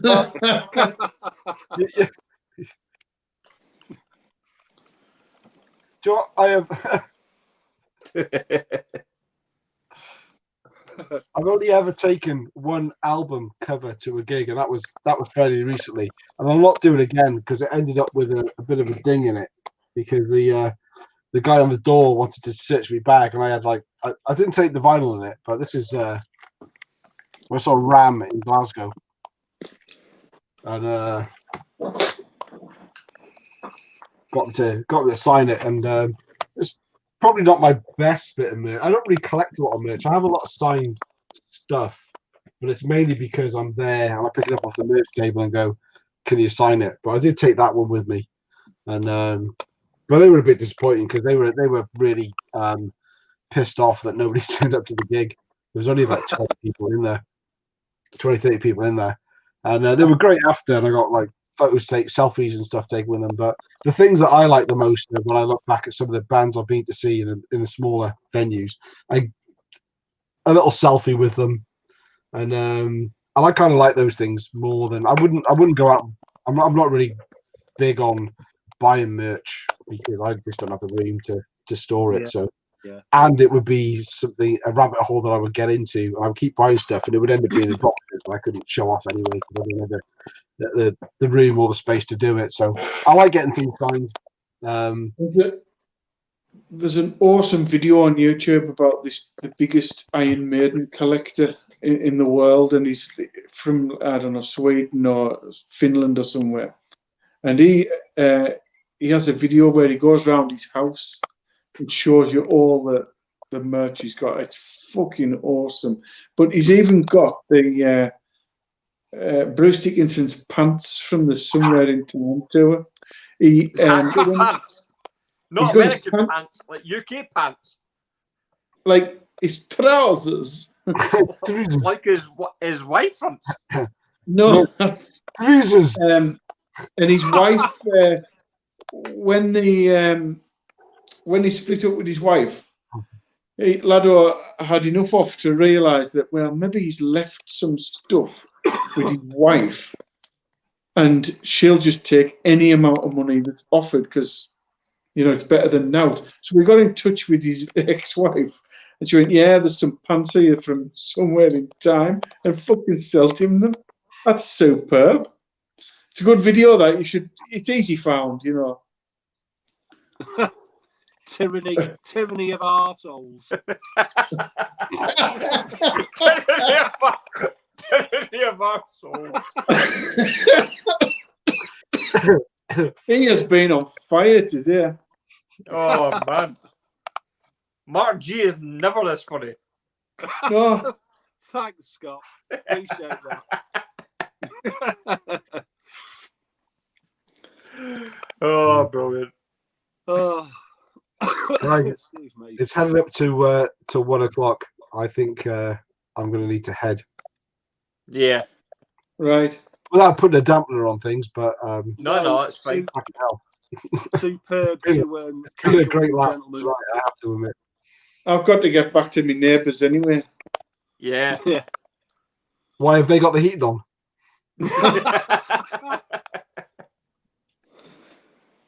I had to put mine off. I haven't felt too bad actually. Nice to catch up with you boys. Yeah, I know we always chat online and that, but is anyone even still? It's nice watching? to see you. Yeah, we've got there's a good bunch. Always a good bunch watching us here. There's always a good bunch. Yeah. Thank you everyone for watching. This has been a really fun video because I think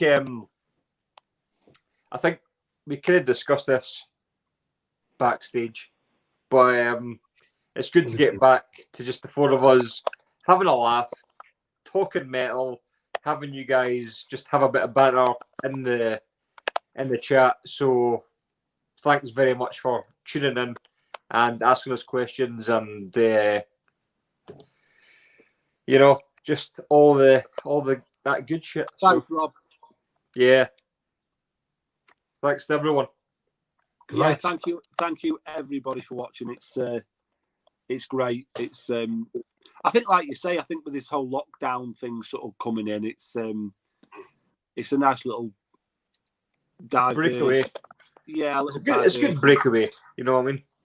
I wasn't going out on a Saturday night before lockdown, for fuck's sake. It was like, yeah. This is brilliant for me. This is like my Saturday night out. Well, no, it is for me. This is my night out. I'm in for like other people watching who might have a life. This is my weekend. I've been looking forward to this for about 2 weeks now. Yeah, I've not drank since April. Thank you. You've done well, son. You've done well. Right. Okay. Thanks everyone for Thank watching. you, everybody. Thank you. December with maybe some kind of Christmas special or something. Something Expect along something in December. Yeah, but you know what? It'll be awesome. Yeah. Will it? Nice one, guys. Everybody. Thanks, everybody. Cheers. See you later. Thank I know. you. Yeah.